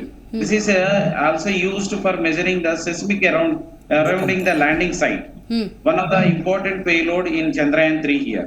Correct. And one more thing is that there is an LP probe mission is also be attached to this Chandrayaan 3, and which will calculate the plasma density which is present in the moon surface. Right, so sir. Right, sir. I'll talk to you. Give me some time. I got it, sir. Yes, right, right. Basappa sir, Sanjeev sir ಒಂದು point ಅನ್ನು rice ಮಾಡಿದ್ರು, ಚಂದ್ರಯಾನ 2 ಎಲ್ಲಿ ವಿಫಲವನ್ನ ಕಂಡುಕೊಳ್ತು ಅಂತ ಹೇಳಿ. Sir, ವಿಶ್ವದಲ್ಲಿ ನಾವು ನೋಡಿದಾಗ 50 ವರ್ಷಗಳ ಹಿಂದೆ ಚಂದ್ರನ ಮೇಲೆ ಕಾಲಿಟ್ಟಂತಹ ಮಾನವ ಅನ್ನುವಂತಹ ಹೆಗ್ಗಳಿಕೆ ಇದ್ರೂ ಕೂಡ, ಆ ಅನುಭವವನ್ನು ಪಡೆದುಕೊಳ್ತಾ ಇದ್ರೂ ಕೂಡ, ಯಾಕೆ ಉಡಾಯನ ಅಂದಾಗ ಮತ್ತು ಕಕ್ಷೆಯನ್ನು ತಲುಪುವ ಸಂದರ್ಭದಲ್ಲಿ ವ್ಯತ್ಯಯಗಳು ಉಂಟಾಗುತ್ತೆ ಸರ್? ಹೌದು, ಕಕ್ಷೆಯನ್ನು ತಲುಪುವಾಗ ವೈಜ್ಞಾನಿಕವಾಗಿ ನನಗಷ್ಟು ಐಡಿಯಾ ಇಲ್ಲ ಮೇಡಮ್. ಆದರೆ ಮೂಲಭೂತವಾದಂತಹ ಇಡೀ ಸೃಷ್ಟಿಯ ನಿರ್ಮಾಣವನ್ನ ಕುರಿತು, ಅದರ ಸೃಷ್ಟಿಯ ಆದಿ ಮತ್ತು ಅಂತ್ಯವನ್ನ ಕುರಿತು ಹೇಳಿದಂತಹ ದೇಶ ಅಂದ್ರೆ ನಮ್ಮ ದೇಶ. ಆದಿ ಅಂತ್ಯ ಅನ್ನೋದನ್ನ ಹೇಳಿದ ಮೇಲೆ ಈ ವೈಜ್ಞಾನಿಕವಾಗಿ ತಂತ್ರಜ್ಞಾನವಾಗಿ ಆಗಬಹುದಾದಂತಹ ಸಣ್ಣ ಪುಟ್ಟ ಲೋಪದೋಷಗಳು, ಅದರ ಬಗ್ಗೆ ನನಗೆ ವಿಚಾರ ಗೊತ್ತಿಲ್ಲ. ಆದರೆ ಇಡೀ ಜಗತ್ತನ್ನೇ ಅಥವಾ ಇಡೀ ಭೂಮಂಡಲ ಅಥವಾ ಏನು ತ್ರಿಭುವನ ಅಂತ ಹೇಳಿ ನಾವೇನ್ ಕರಿತೀವೋ, ಆ ತ್ರಿಭುವನವನ್ನೇ ಸುತ್ತಿದಂತಹ ರಾಷ್ಟ್ರ ಭಾರತ. ದಶರಥ ಅಂತೇಳಿ ನಮ್ಮನ್ನ, ದಶರಥನಿಗೆ ಒಂದು ವಿಶೇಷ ಇತ್ತು. ದಶ ದಿಕ್ಕುಗಳನ್ನ, ದಶಲೋಕಗಳನ್ನ ಮುಕ್ತವಾಗಿ ಸ್ವತಂತ್ರವಾಗಿ ಯಾವ ನಿರ್ಭಯವಾಗಿ ಸುತ್ತಬಹುದಾದಂತಹ ಶಕ್ತಿ ದಶರಥನಿಗಿತ್ತು. ಅದಕ್ಕೋಸ್ಕರ ಅವನಿಗೆ ದಶರಥ ಅಂತೇಳಿ ಕರೆದಿದ್ರು ಅನ್ನೋದನ್ನ ನಾವು ಕೇಳಿದ್ದೀವಿ. ಅಂದ ಮೇಲೆ ಇಡೀ ಸೃಷ್ಟಿಯನ್ನ ಸಂಪೂರ್ಣವಾಗಿ ನಾವು ಪಡೆಯಬಲ್ಲೆವು, ಅಳೆಯಬಲ್ಲವು, ಬದುಕಬಲ್ಲವು ಅನ್ನೋದನ್ನ ನಮ್ಮ ಸನಾತನ ಧರ್ಮ ಅಥವಾ ಸನಾತನ ವಿಚಾರಗಳೇ ಹೇಳ್ಕೊಂಡು ಬಂದಿದೆ. ಅಂದಾಗ ಈಗ ಕೆಲವು ದಿನಗಳು ವಸಾಹತು ಶಾಖೆ ಆಡಳಿತ ವ್ಯವಸ್ಥೆನಲ್ಲೋ ಅಥವಾ ಭೌತಿಕ ಜಗತ್ತಿಗೆ ನಾವು ಹೊಂದಾಣಿಕೆ ಮಾಡ್ಕೊಳ್ಳೋದ್ರಲ್ಲಿ ಆಗಿರ್ತಕ್ಕಂಥ ನಿಧಾನಗತಿಯ ಬೆಳವಣಿಗೆಯೋ ನಮ್ಮನ್ನ ಕಡೆಗಣಿಸಿದ್ದಂತಹ ಅವರಿಗೆ ನೀಡಿದಂತಹ ಉತ್ತರ ಇದು. ವಿ ಕ್ಯಾನ್ ಅನ್ನೋದನ್ನ ತೋರಿಸ್ಕೊಟ್ಟಂತದ್ದು ಇದು. ನನಗೆ ತಂತ್ರಜ್ಞಾನದಲ್ಲಿ ಆಗೋ ಲೋಪಗಳು ನನಗಷ್ಟಾಗಿ ಅದನ್ನ ಅಥಾರಿಟೇಟಿವ್ ಹೇಳೋದು. ರೈಟ್ ಸರ್, ಮಾತಾಡ್ತೀನಿ, ಹಾಗೆ ಸಂಪರ್ಕದಲ್ಲಿರಿ. ರಕ್ಷಣಾ ಮತ್ತು ಬಾಹ್ಯಾಕಾಶ ತಜ್ಞರಾದಂತಹ ಗಿರೀಶ್ ಲಿಂಗಣ್ಣ ಅವರು ನಮ್ಮ ಕಾರ್ಯಕ್ರಮದಲ್ಲಿ ಜಾಯ್ನ್ ಆಗಿದ್ದಾರೆ. ನಮಸ್ಕಾರ. ನಮಸ್ಕಾರ. ಮೊದಲನೇದಾಗಿ ತಿಳಿಸಿ ಸರ್, ಚಂದ್ರಯಾನ 3 ಯಶಸ್ವಿ ಉಡಾವಣೆಯಾಗಿದೆ. ಫಸ್ಟ್ ರಿಯಾಕ್ಷನ್ ಏನು ನಿಮ್ದು? ನಮ್ಮ ರಿಯಾಕ್ಷನ್ ಉಡಾವಣೆ ತುಂಬಾನೇ ಮಾಡ್ಬಿಟ್ಟಿದೀವಿ ನಾವು. ಸೊ ಉಡಾವಣೆ ಇಂಪಾರ್ಟೆಂಟ್ ಅಲ್ಲ ನಮಗೆ. ಆ 43ನೇ ದಿವಸದಲ್ಲಿ ಯಾವಾಗ ಲ್ಯಾಂಡ್ ಆಗುತ್ತಲ್ಲ, ದಟ್ ಈಸ್ ವೆರಿ ಇಂಪಾರ್ಟೆಂಟ್. ಆವಾಗ ವಿ ಗೆಟ್ ಮೋರ್ ಟೆನ್ಷನ್. ಉಡಾವಣೆ ಬೇಕಾದಷ್ಟು ಉಡಾವಣೆ ಮಾಡಿ, ಇದು 4ನೇ ಉಡಾವಣೆ ಈ ವರ್ಷದಲ್ಲೇ, ಈ 4-5 ತಿಂಗಳಲ್ಲೇ. ಸೊ ಉಡಾವಣೆ will not be A problem. ನನ್ಗೆ ಆಶ್ಚರ್ಯ ಆಗಿದೆ, ಅದೇ ಬಸಪ್ಪ ಸರ್ನದನ್ನೇ ಕೇಳ್ತಾ ಇದ್ದೆ ನಾನು. 50 ವರ್ಷಗಳ ಹಿಂದೆ ಮಾನವ ಚಂದ್ರನಲ್ಲಿ ಕಾಲಿಟ್ಟನಂತೆ, ಈ ಥರದ್ದೆಲ್ಲ ನೋಡ್ತೀವಿ, ಅಂದ್ರೆ ಒಂದು ಅನುಭವವನ್ನು ನಾವು ಪಡ್ಕೊಂಡಿರ್ತೀವಿ ಅಂತ. ಆದರೂ ರೀಚಿಂಗ್ ಅಥವಾ ಲ್ಯಾಂಡಿಂಗ್ ಸಮಯದಲ್ಲಿ ವ್ಯತ್ಯಯ ಅಂದಾಗ ಒಂದು ರೀತಿ ಬೇಸರ ಆಗುತ್ತೆ. ಇಷ್ಟೆಲ್ಲ ದೊಡ್ಡ ಪ್ರಾಜೆಕ್ಟ್ ಫೇಲ್ ಆಯ್ತಾ, ವಿಫಲ ಆಯ್ತಾ ಅಂತ ಆಗುತ್ತೆ. ಯಾಕೆ ಈ ಥರ ಆಗುತ್ತೆ ಅಂತ? ಈಗ that was a man machine. There was some control by the human also. ಇಲ್ಲೇನಾಗುತ್ತೆ, we are doing a soft landing. Soft landing ಅಂದರೆ ಏನಂದರೆ, ಆ ಒಂದು 100 ಕಿಲೋಮೀಟರ್ಸ್ ಎತ್ತರದಿಂದ ಆ ಪ್ರಪಲ್ಷನ್ ಮಾಡಲ್ಲು ಅದನ್ನು ಎಜೆಕ್ಟ್ ಮಾಡುತ್ತೆ. ಅದು 1400 ಮೀಟರ್ಸ್ ಪರ್ ಸೆಕೆಂಡಲ್ಲಿರೋದನ್ನು ಬ್ರೇಕ್ ಆಗ್ತಾ ಆಗ್ತಾ ಆಗ್ತಾ it should come down to certain very it almost nil break ಮಾಡ್ತಾ ಮಾಡ್ತಾ it should come and soft land on the moon surface. ಅರ್ಥ ಆಯ್ತಾ? ಸೊ ಭಾಳ ಸ್ಲೋ ಆಗಿ ನೀವು 1400 ದಬಾರ್ ಅಂತ ಬಿಡೋಕ್ಕಾಗಲ್ಲ. ಅದು ಬ್ರೇಕಿಂಗ್ ಆಗ್ತಾ ಇರಬೇಕು. ಅದರಲ್ಲಿ ಥ್ರಸ್ಟರ್ಸ್ ಇರುತ್ತೆ. ಆ ಥ್ರಸ್ಟರ್ಸ್ ಮೊದಲು 5 ಇತ್ತು, ಈಗ 4 ಮಾಡಿದ್ದಾರೆ. ಆ 4 ಥ್ರಸ್ಟರ್ಸ್ ಬರ್ಸ್ಟ್ ಆಗ್ತಾ ಆಗ್ತಾ ಬ್ರೇಕಿಂಗ್ಸ್ ಇದಾಗುತ್ತೆ. ಅಲ್ಲ, thruster is like on engine ಅಂತ ಇಟ್ಕೊ, ಅಂದರೆ ಆಕ್ಸಿಲೇಟರ್ ಕೊಡೋದು ಕಮ್ಮಿ ಅಂತ ಇರುತ್ತಲ್ಲ, ಆ ಥರ ಅಂತ ಅನ್ಕೊಳ್ಳಿ. ಸೊ ಪ್ರೆಷರ್, ಸೊ ಅದನ್ನು ಕಮ್ಮಿ ಮಾಡ್ಕೊಂಡು ಬರುತ್ತೆ. ಥ್ರಸ್ಟರ್ಸ್ ಬರ್ಸ್ಟ್ ಆಗುತ್ತೆ. ಆ ಬರ್ಸ್ಟ್ ಆಗ್ತಾ ವೆಲಾಸಿಟಿ ಕಮ್ಮಿ ಆಗ್ತಾ ಬರುತ್ತೆ. ಅಫ್ಕೋರ್ಸ್ ಈ ಸಲ ಏನು ಮಾಡಿದ್ದೀವಿ, we have introduced A laser velocity camera ಅಂತ ಒಂದು ಇಂಟ್ರೊಡ್ಯೂಸ್ ಮಾಡಿದ್ದೀವಿ. Means it's controls overseas the velocity drop. ಮತ್ತು ಅದನ್ನೊಂದು ಇಂಟ್ರೊಡ್ಯೂಸ್ ಮಾಡಿದ್ದೀವಿ. ಮತ್ತು ಮೊದಲು 5 ಥ್ರಸ್ಟರ್ ಇತ್ತು, ಈಗ 4 ಮಾಡಿದ್ದೀವಿ. ಯಾಕಂದರೆ ಸೆಂಟ್ರಲ್ಲಿರೋ ಥ್ರಸ್ಟರ್ ಬರ್ಸ್ಟ್ ಆಗೋದ್ರಿಂದ ಲಾಸ್ಟ್ ಟೈಮು ಆ ಧೂಳು ಎದ್ಬಿಟ್ಟು ಆ ಸೆನ್ಸಾರ್ಸ್ ಮೇಲೆ ಕೂತಿ ಕಮ್ಯುನಿಕೇಷನ್ ಕಟ್ ಆಯಿತು ಅಂತ ಇದೆ. ಅಂದರೆ that is also one way of the reason ಅಂತ ದೇ ಹ್ಯಾವ್ ಸಸ್ಪೆಕ್ಟೆಡ್. ಸೊ ಆ ಸೆಂಟ್ರಲ್ಲಿರೋ ಥ್ರಸ್ಟರ್ನ ತೆಗೆದಿದ್ದಾರೆ. ಸೊ 4 ಥ್ರಸ್ಟರ್ನ ಹಾಕಿದ್ದಾರೆ. ಆ 4 ಥ್ರಸ್ಟರ್ ಆಗಿ ಆ ಲ್ಯಾಂಡರ್ ಬಂದು ಸರ್ಫೇಸ್ ಮೇಲೆ ಇಳಿಬೇಕು. ಈಗ ಲ್ಯಾಂಡರ್ನು ನಾವು ಸ್ವಲ್ಪ ಮಾಡಿಫೈ ಮಾಡಿದ್ದೀವಿ. 2-3 ಕಂಪೇರ್ ಮಾಡಿದ್ರೆ ಸ್ಟ್ರೆಂತ್ ಆಫ್ ದ ಲೆಗ್ಸ್ ಜಾಸ್ತಿ ಮಾಡಿದ್ದೀವಿ. ಮೊದಲು 2 ಮೀಟರ್ಸ್ ಪರ್ ಸೆಕೆಂಡ್ ತಡೆಯೋಷ್ಟು ಸ್ಟ್ರೆಂತ್ ಇತ್ತು ಆ ಕಾಲಲ್ಲಿ. ಈಗ ಏನು ಮಾಡಿದ್ದೀವಿ, 3 ಮೀಟರ್ಸ್ ಪರ್ ಸೆಕೆಂಡ್ ತನಕನೂ ಜಾಸ್ತಿ ಮಾಡಿದ್ದೀವಿ. Of course the mass of lander also has been increase by 200 kgs. ಅದರಲ್ಲಿ ಕೆಲವು and we have cut down the payloads. ಅಂದರೆ ತುಂಬ ಪೇಲೋಡ್ಗಳು ಹಾಕಿ ಭಾಳ ಕಾಂಪ್ಲಿಕೇಟ್ ಮಾಡೋಕ್ಕೆ ಹೋಗಿಲ್ಲ ಈ ಸಲ. ಭಾಳ ಕಮ್ಮಿ 4 ಪೇಲೋಡ್ ಹಾಕಿದ್ದೀವಿ ಅಷ್ಟೇ ಯಾವುದಕ್ಕೆ, ಈ ಲ್ಯಾಂಡರ್ಗೆ. ಸೊ ಆಮೇಲೆ ಆ ಸೋಲಾರ್ ಪ್ಯಾನಲ್ ಹಾಕ್ತೀವಿ. ಆ solar panel has been increased, ಆಯಿತಾ? ಸೊ ಆ ಸನ್ಲೈಟ್ ಜಾಸ್ತಿ ತೊಗೋಬೋದು ಅನ್ನೋಕ್ಕೋಸ್ಕರ ಸೋಲಾರ್ ಪ್ಯಾನಲ್ ಡೈಮೆನ್ಷನ್ಸು ಇನ್ಕ್ರೀಸ್ ಮಾಡಿದ್ದೀವಿ. ಆಮೇಲೆ ಲ್ಯಾಂಡಿಂಗ್ ಸೈಟ್ ಏನಿತ್ತು ಅಂದರೆ 500 by 500 ಮೀಟರ್ಸ್ ಇಷ್ಟೇ ಕೊಟ್ಟಿದ್ರು ಯಾವುದರಲ್ಲಿ, ಚಂದ್ರಯಾನ್ 2. ಬಟ್ 3 ಏನು ಮಾಡಿದ್ದೀವಿ ಅಂದರೆ 2.5 to 4 ಕಿಲೋಮೀಟರ್ ತನಕನೂ ಕೊಟ್ಟಿದ್ದೀವಿ, ಪ್ಲೇಸ್ ಇನ್ಕ್ರೀಸ್ ಮಾಡಿದ್ದೀವಿ. ಸೊ ಅವಾಗ you have the options to ಸ್ವಲ್ಪ ಶಿಫ್ಟ್ ಮಾಡ್ಕೊಳಕ್ಕೆ. ಈಗ 500 ಮೀಟ್ರಿಂದ 500 ಮೀಟ್ರಲ್ಲೇ ಇಳಿಬೇಕು, ಮತ್ತು ಅಷ್ಟು ದೂರ ಹೋಗೋಕ್ಕೂ ಸ್ವಲ್ಪ there is an option for us. ಆಮೇಲೆ ರೋವರಲ್ಲೂ of course these are all the things. ಲ್ಯಾಂಡರೇ major of course. These are all the things we have taken into care. ಅಂದರೆ ಈ ಫೇಲ್ಯೂರಿಂದ ಪಾಠ ಕಲ್ತಿರೋ ಪಾಠದಿಂದ ನಾವು ಏನೇನು ಅಳವಡಿಸ್ಬೋದು ಈ ಫೇಲ್ಯೂರನ್ನ, ಮತ್ತು ಮುಂದೆ ಆಗೋ ಫೇಲ್ಯೂರ್ನು ಮನದಟ್ಟು ಮಾಡ್ಕೊಂಡು. ಅಫ್ಕೋರ್ಸ್ ದೇರ್ ವಾಸ್ ಅನ್ ಆಲ್ಗರಿಥಮ್, ಅಂದರೆ ದೇರ್ ವಾಸ್ ಸಮ್ ಕೌಂಟರ್ ಆಲ್ಗರಿಥಮ್ ಆಗಿ 2 ಕಿಲೋಮೀಟ್ರ್ ಇದ್ದಾಗ ಅದು ಲಾಸ್ ಆಯಿತು ಅಂತ ಕಮ್ಯುನಿಕೇಷನ್ ಇತ್ತು ಅಂತಿದೆ. They have also change the ಆಲ್ಗರಿಥಮ್ಸ್. So ಇಷ್ಟೆಲ್ಲ ಚೇಂಜಸ್ಗಳಾಗಿದ್ದಾವೆ. ನಾನು ಹೇಳ್ತಾರೆ ನಿಖರ ಇದೇ ಕಾರಣಕ್ಕೆ ಲಾಸ್ಟ್ ಫೇಲ್ಯೂರ್ ಆಯಿತು ಅಂತ ಏನಾದ್ರು ಹೇಳ್ಬೋದಾ? They have found out by and large. They have found out there are many reasons they have taken. But ಜನಕ್ಕೆ ನಾವು ಆಲ್ಗರಿಥಮ್ ಸಾಫ್ಟ್ವೇರ್ ಇಶ್ಯೂಸ್ ಅಂತ ಅಷ್ಟು ಒಂದು ಲೈನಲ್ಲಿ ಹೇಳ್ಬೋದು. ನಾನು ಹೇಳೋದ್ನಲ್ಲ, ಈಗ ಸೆನ್ಸಾರ್ 5ನೇ ಸೆನ್ಸಾರ್ ಬರ್ಸ್ಟ್ ಆಗಿ ಆ ಧೂಳು ಕೂತಿರ್ಬೋದು ಅನ್ನೋದನ್ನು ಪ್ರತಿಪಾದನೆ. So all this are been taken into account. ಎಲ್ಲ ಥರ ಯೋಚನೆ ಮಾಡಿ they have done the changes in this Chandrayaan. ಏನೇನು ಫೇಲ್ಯೂರ್ ಆಯಿತು, ಆ ಫೇಲ್ಯೂರ್ ಆಗಿದ್ದಂಥ ಏನೇನು ಲೂಪ್ ಹೋಲ್ಸ್ ಇದ್ದೋ ಎಲ್ಲ ಸರ್ ಮಾಡ್ಕೊಂಡಿದ್ದು ಮಾಡಿ 100% ಸಕ್ಸಸ್ ಆಗುತ್ತೆ. ಅಟ್ ದ ಸೇಮ್ ಟೈಮ್ ಏನು ಅಂದರೆ ಇದಕ್ಕೆ ಪೂರಕವಾಗಿ ಹೇಳೋದಾದ್ರೆ ಮುಂಚೆ ಎಲ್ಲ ಈ ಥರ ಬಾಹ್ಯಾಕಾಶ ಅಂತಾಗ ಭಾರತ ಅಂತಾಗ ಬೇರೆ ದೇಶಗಳ ಸಪೋರ್ಟ್ ಇರ್ತಿತ್ತು. ಬಟ್ ಈಗ ಇಂಡಿಪೆಂಡೆಂಟ್ ಅಂದ್ರೆ ಬಹಳ ವಿಶೇಷ ಅಂತ ಅನ್ಸುತ್ತಲ್ವಾ, ಏನ್ ಹೇಳ್ತೀರಾ? ಬೇರೆಯವ್ರಿಗೂ ಸಹಾಯ ಮಾಡೋ ಮಟ್ಟಕ್ಕೆ ಬಂದ್ಬಿಟ್ಟಿದೆ ಮೇಡಮ್. ಈಗ NSIL ಇಂದವ ಅಂತರಿಕ್ಷ ಇದೆಲ್ಲ ಈಗ ಬೇರೆ ಬೇರೆ ಇವನು ಕೂಡ ಉಡಾವಣೆ ಮಾಡ್ತಾ ಇದೆ ಬೇಕಾದಷ್ಟು. ಅಲ್ಲಿಗೆ ಅರ್ಥ ಸಮರ್ಥವಾಗಿದೆ, ಬೇರೆಯವ್ರಿಗೂ ಸಹಾಯ ಮಾಡೋ ಮಟ್ಟಕ್ಕೂ ಇದೆ. ನಾವು 1975ರಲ್ಲಿ ಆರ್ಯಭಟ ಉಡಾವಣೆ ಮಾಡಿದಾಗ ರಷ್ಯಾಕ್ಕೆ ಹೋಗಿ ಉಡಾವಣೆ ಮಾಡಿದ್ದು, ಅಲ್ಲಿರುವಂಥ ವೆಹಿಕಲ್ ಅನ್ನು ಬಳಸ್ಕೊಂಡಿದ್ದು. ನಂತರ 79ಕ್ಕೆ ನಾವು ರೋಹಿಣಿ ಉಡಾವಣೆ ಮಾಡ್ಬೇಕಾದ್ರೆ SLV ಇದು ಮಾಡ್ತಾ ಬಂದು ಅಲ್ಲಿಗೆ ಅರ್ಥ ಹಂತಂತವ ನಾವು ಬೆಳೆದಿದ್ದೀವಿ. ಯಾವ ಮಟ್ಟಕ್ಕೆ ಬೆಳೆದಿದ್ದೀವಿ ಅಂದರೆ ಎಲ್ಲ ದಿಗ್ಗಜ ಸಂಸ್ಥೆಗಳನ್ನ ಮೀರಿಸಿ ಬೆಳೆದಿದ್ದೀವಿ.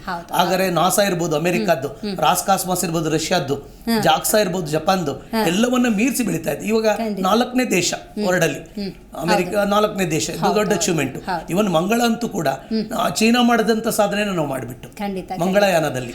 ಹಾಗಾದ್ರೆ ಚಂದ್ರಯಾನ ಕೂಡ ಅದೇ ತರ ಇದಾಗ್ತಾ ಬರುತ್ತೆ. ಈ ಬಾಹ್ಯಾಕಾಶ ವಿಚಾರದಲ್ಲೂ ಕೂಡ ಭಾರತ ಹಂತವಾಗಿ ಬೆಳವಣಿಗೆನ ಕಂಡು ನಾಸಾ ಅಂತಿದ್ದಂಗೆ ನೆಕ್ಸ್ಟ್ ಇಸ್ರೋ ಅನ್ಬೋದು, ಅಥವಾ ಸಮಟೈಮ್ಸ್ ಇಸ್ರೋ ಅಂದ ಮೇಲೆ ನಾಸಾ ಹೇಳ್ಬೋದು. ಆ ಮಟ್ಟಕ್ಕೆ ಬಂದ್ಬಿಟ್ಟಿದೆ ಮೇಡಮ್. ಅದರಿಂದ ಚಂದ್ರಯಾನ 1ರಲ್ಲೂ ಕೂಡ ಪಡೆದಂತ ಮಾಹಿತಿಗಳನ್ನ ನಾಸಾದವರು ಬಳಸ್ಕೊಂಡ್ರು. ಚಂದ್ರಯಾನ 1 2008 ಅಕ್ಟೋಬರ್ 22ಕ್ಕೆ PSLV C11 ಇಂದ ಉಡಾವಣೆ ಮಾಡಿತ್ತು ಚಂದ್ರಯಾನ 1ಅನ್ನು. ಅದು ಕೂಡ ಸಾಕಷ್ಟು ಮಾಹಿತಿ ಕೊಡ್ತು. ಎರಡನೇದಂತೂ ತುಂಬಾ ಕಲಿಸ್ಬಿಡ್ತು. ಸಾರ್ ಹೇಳ್ದಂಗೆ ಎರಡನೇದಿಂದ ಸಾಕಷ್ಟು ಕಲ್ತ್ಕೊಂಡು ಇದೆಲ್ಲ ಸರಿ ಮಾಡ್ಕೊಂಡು ಇಂಪ್ರೂವೈಸ್ ಮಾಡಿ ಮಾಡ್ತಾ ಬಂದಿದೆ. Sanjeev sir, this Chandrayaan 3 is concentrating on South Pole sir, ಅದ್ರ ಬಗ್ಗೆ ತಿಳಿಸ್ಕೊಡ್ಬೋದಾ? Yes, actually in other regions previously the satellite has been launched, but especially it is somewhat difficult to send into the southern region. But our scientists are made it as one of the great achievement to send to that particular region where the temperature is very less. Around minus 238 degrees centigrade temperature is available. So if more temperature, that is somewhat difficult to take the pictures and all the things. So that's why they are mainly concentrating on southern region. And especially in this case here, once the lander is reached on the surface, if it touch down that on the moon surface, it will get a velocity of less than 2 meters per second. And also that is in a vertical velocity. And as a horizontal velocity which will take less than or equal to 0.5 meters per second, then where is the slope which is less than or equal to 120 meters. Right. So if we can maintain these kind of things, then mostly the total program has been successfully completed. So that is a major aspect where our Indian scientists are made it, and I hope that this is going to be success at this time. So this is one of the great achievement for this Chandrayaan. Right, Sanjeev sir. Basappa sir, ಭಾರತದ ಕ್ಷಮತೆ ಮತ್ತು ಸಾಮರ್ಥ್ಯದ ಬಗ್ಗೆ ಮಾತಾಡ್ತಾ ಇದ್ವಿ. ಈ ಸಂದರ್ಭದಲ್ಲಿ ಸುರೇಶ್ ಅವರು ಕೂಡ ಅದಕ್ಕೆ ದನಿಗೂಡಿಸಿದ್ರು. ಸೊ ಇಸ್ರೋ ಅಂದಾಗ ಇಸ್ರೋಕ್ಕೆ ಈ ಉಡಾಯನ ಪ್ರಕ್ರಿಯೆಗಳಿಂದ ಒಂದು ಪಕ್ಷ ಯಶಸ್ವಿ ಆದ್ರೆ ಆಗುವಂತಹ ಲಾಭಗಳ ಬಗ್ಗೆ ಹೇಳೋದಾದ್ರೆ ಏನ್ ಹೇಳ್ತೀರಿ ಸರ್? ಮೇಡಮ್, ನಾವು ಈ ವೈಜ್ಞಾನಿಕವಾದ ವಿಚಾರಗಳು ಹೇಳಿದಾಗ ನಮ್ಮ ಭಾರತದಲ್ಲಿ ವೈಜ್ಞಾನಿಕವಾಗಿ ಮತ್ತು ಆರ್ಥಿಕವಾಗಿ ಸಮಗ್ರವಾದ ಪ್ರಗತಿಯನ್ನು ಸಾಧಿಸಬೇಕಾದರೆ ನಮ್ಮಲ್ಲಿರ್ತಕ್ಕಂಥ ಸಂಪನ್ಮೂಲಗಳು ತೀವ್ರವಾದಂತಹ ಅಭಾವ ಅಥವಾ ಕೊರತೆನಲ್ಲಿದ್ದೀವಿ. ಅದನ್ನ ನಾವು ಕೇಳಿದ್ದೀವಿ. ಈಗ ನಾವು ಪ್ರತಿ ಸಾರಿ ನಾವು ಎಲೆಕ್ಟ್ರಿಸಿಟಿಗೆ ಸಂಬಂಧಪಟ್ಟಂತೆ, ಅಣುಶಕ್ತಿಯ ಬೆಳವಣಿಗೆಗೆ ಸಂಬಂಧಪಟ್ಟಂತೆ ನಮ್ಮಲ್ಲಿರ್ತಕ್ಕಂಥ ಸಂಪನ್ಮೂಲಗಳ ಕೊರತೆ ಮತ್ತು ಬೆಳೀತಾ ಇರೋ ಜನಸಂಖ್ಯೆ ಇವನ್ನೆಲ್ಲ ನೋಡಿದಾಗ ಮುಂದೊಂದು ದಿನ ಆತಂಕಕಾರಿ ಪರಿಸ್ಥಿತಿ ಉದ್ಭವವಾಗುತ್ತೆ ಅನ್ನೋ ಭಯ ನಮ್ಮಲ್ಲೆಲ್ಲರಲ್ಲೂ ಇದೆ. ಆದ್ರೆ ಚಂದ್ರಯಾನದಿಂದ ಮೂಲಕ ಅವರು ನೀಡಿರ್ತಕ್ಕಂಥ ಮಾಹಿತಿ ಆಧಾರದ ಮೇಲೆ ಪ್ರಾಯಶಃ ಮುಂಬರುವ ದಿನಗಳಲ್ಲಿ ವಿದ್ಯುತ್ ಅಂತಕ್ಕಂಥದ್ದನ್ನ, ಸೋಲಾರ್ ಎನರ್ಜಿನ ನಾವು ಇವತ್ತಿನ ತಂತ್ರಜ್ಞಾನದಲ್ಲಿ ಬಳಸ್ಕೊಂಡು ತನ್ನ ಮೂಲಕ ಉಚಿತ ವಿದ್ಯುತ್ ಕೊಡೋ ಮಟ್ಟಕ್ಕೆ ನಾವು ಬರ್ತೀವಿ ಅನ್ನೋದು ಒಂದಾದ್ರೆ, ಎರಡನೇದು ಥೋರಿಯಂ, ಯುರೇನಿಯಂ ಈ ರೀತಿಯ ಅಣುಶಕ್ತಿ ಇಂಧನಗಳು ನಾವು ತುಂಬಾ ಕಡಿಮೆನಲ್ಲಿದ್ದೀವಿ. ನಮಗೆಲ್ಲೋ ಮಹಾರಾಷ್ಟ್ರ, ಕೇರಳ, ಎಲ್ಲೋ ಒಂದೊಂದಿಷ್ಟು, ಅಲ್ಲೊಂದಿಷ್ಟು, ಇಲ್ಲೊಂದಿಷ್ಟು ಸಂಪನ್ಮೂಲಗಳು ನಮಗೆ ಸಿಗುತ್ತೆ. ಆ ಕಾರಣದಿಂದ ನಮಗೆ ಸಾಕಷ್ಟು ತಂತ್ರಜ್ಞಾನ ಇದ್ರೂನು ಸಂಪನ್ಮೂಲಗಳ ಕೊರತೆಯಿಂದ ಅಣುಶಕ್ತಿಯನ್ನ ಬೆಳೆಸೋದಕ್ಕಾಗ್ತಾ ಇಲ್ಲ. ಅದಕ್ಕೆ ಬೇಕಾಗಿರ್ತಕ್ಕಂಥ ಮೂಲ ಸಂಪನ್ಮೂಲಗಳು ಚಂದ್ರಗ್ರಹದಲ್ಲಿ ದೊರೀತವೆ, ಅದು ಪ್ರೂವ್ ಆಗುತ್ತೆ ಅನ್ನೋದಾದ್ರೆ ಪ್ರಾಯಶಃ ಅದಕ್ಕಿಂತ ಸಂಪತ್ತಿನ ದರ್ಶನ ನಮ್ಗೆ ಇನ್ನೆಲ್ಲೂ ಸಿಗಲ್ಲ. ಒಂದು ವೇಳೆ ನೀರು ಇರೋದು ನಿಜ ಅನ್ನೋದೇ ಆದ್ರೆ, ಬಂಗಾರದ ಗಣಿಗಳು ಅಲ್ಲಿ ಸಿಗತ್ತೆ ಅನ್ನೋದೇ ಆಗಿದ್ರೆ, ಅದೇನಾದ್ರೂ ಪ್ರೂವ್ ಆದ್ರೆ ಪ್ರಾಯಶಃ ಮತ್ತೊಮ್ಮೆ ಅದನ್ನ ನಾವು ಅನಂತ ಪದ್ಮನಾಭ ದೇವಸ್ಥಾನ ಅಥವಾ ಪುರಿ ಜಗನ್ನಾಥ ದೇವಸ್ಥಾನದ ಒಂದು ಗಣಿ ಅಥವಾ ಸಂಪನ್ಮೂಲಗಳ ಗಣಿ ಅಂತೇಳಿ ನಾವು ತೀರ್ಮಾನ ಮಾಡಬಹುದಾಗುತ್ತೆ.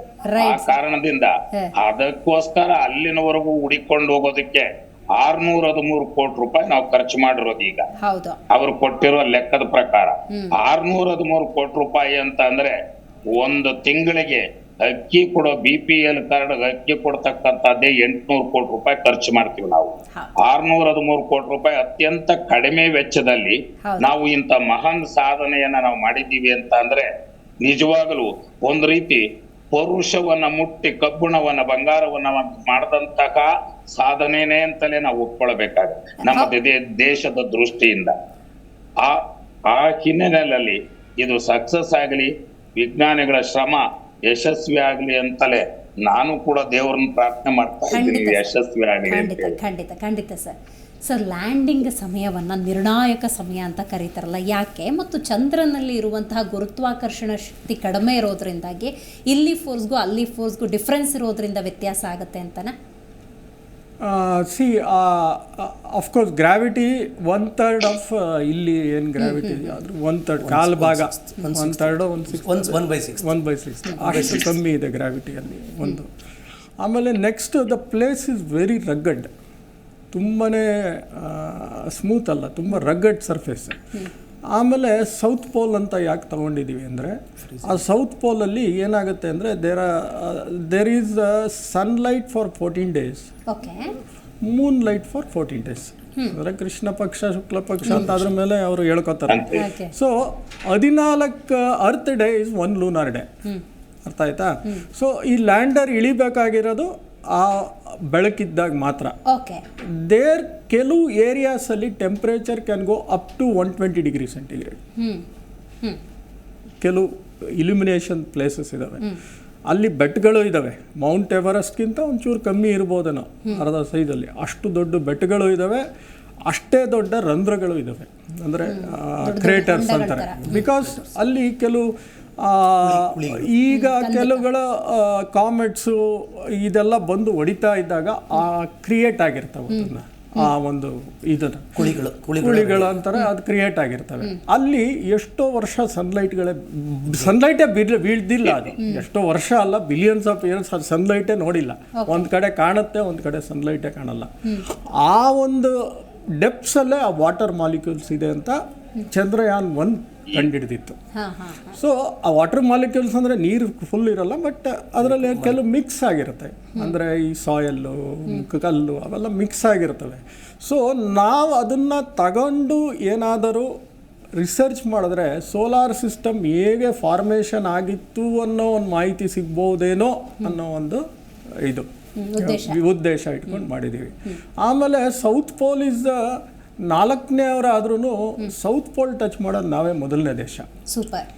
ಯಾರು ಸೌತ್ ಪೋಲ್ ಮೇಲೆ ಯಾರು ಈ ಒಂದು ಅತಿವೃಷ್ಟಿ ಮತ್ತು ಟೆರೈನ್ ಸರಿಗಿಲ್ಲ, ಒಂದು ಕಡೆ 14 ದಿವಸ ಬೆಳಕಿರ್ತದೆ, ಇಲ್ಲ 14 ದಿವಸ ಕತ್ಲೆ ಇರ್ತದೆ. ಆಮೇಲೆ ಈ ಕ್ರೇಟರ್ಸು ಶೀತ ಜಾಸ್ತಿ ಅಂದರೆ 120+ ಹೋಗುತ್ತೆ, ಮತ್ತು -130 170 ಡಿಗ್ರಿ ಸೆಂಟಿಗ್ರೇಡ್ 170 ಡಿಗ್ರಿ ಸೆಂಟಿಗ್ರೇಡ್ ತನಕ ಹೋಗುತ್ತೆ. ಆ ಟೆಂಪ್ರೇಚರಲ್ಲಿ ಲ್ಯಾಂಡರ್ ರೋವರ್ ಕೆಲಸ ಮಾಡೋಕ್ಕಾಗಲ್ಲ, ಅಷ್ಟು ಕೋಲ್ಡಲ್ಲಿ ಮಾಡೋಕ್ಕಾಗಲ್ಲ, ಫ್ರೀಸಿಂಗ್ ಇದ್ರಲ್ಲಿ ಮಾಡೋಕ್ಕಾಗಲ್ಲ. It can work only in the sunlight. So ನಮ್ಮದು ಪ್ರಾಜೆಕ್ಟ್ ಇರೋದು 14 ದಿವಸದಲ್ಲಿ ನಾವು ಅದನ್ನು ಮುಗಿಸ್ಬೇಕು, ಆ ಬೆಳಕಿರೋದು ಹಂಗೆ. ಯಾಕಂದರೆ ನಿಮಗೆ 40 ಡೇಸ್ಗೆ ರೀಚ್ ಆಗುತ್ತಲ್ಲ, ಅಗೇನ್ ಇಟ್ ಈಸ್ 14 days.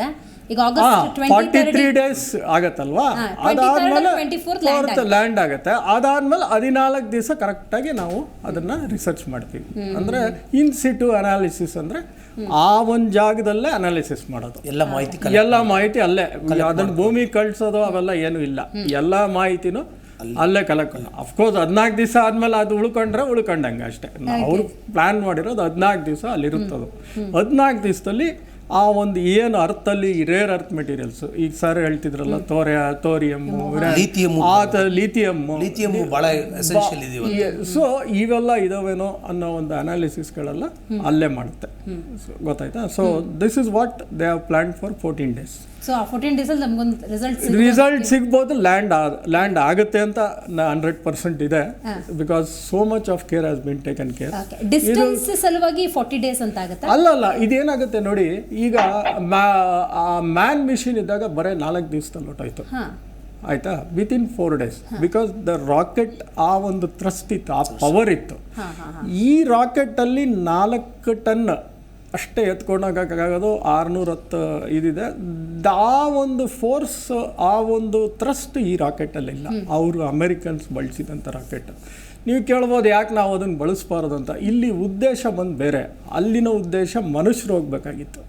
ಮನುಷ್ಯರು ಹೋಗ್ಬೇಕಾದ್ರೆ 48 ದಿವಸ ಹೋಗೋಕ್ಕಾಗಲ್ಲ, 48-50 ದಿವಸ. ಬಟ್ ಇಲ್ಲಿನ ಉದ್ದೇಶ we are only sending it to do the technical analysis and instruments ಕಳಿಸ್ತಾ ಇದೀವಿ. ಅಲ್ಲಿ ಆದ್ರೆ ಹ್ಯೂಮನ್ ಕಳಿಸಿದ್ರು 1969 ಅಲ್ಲಿ ಅಪೋಲೋ ಕಳಿಸಿದಾಗ ಹ್ಯೂಮನ್ ಹೋಗಿದ್ರು 3 ಜನ.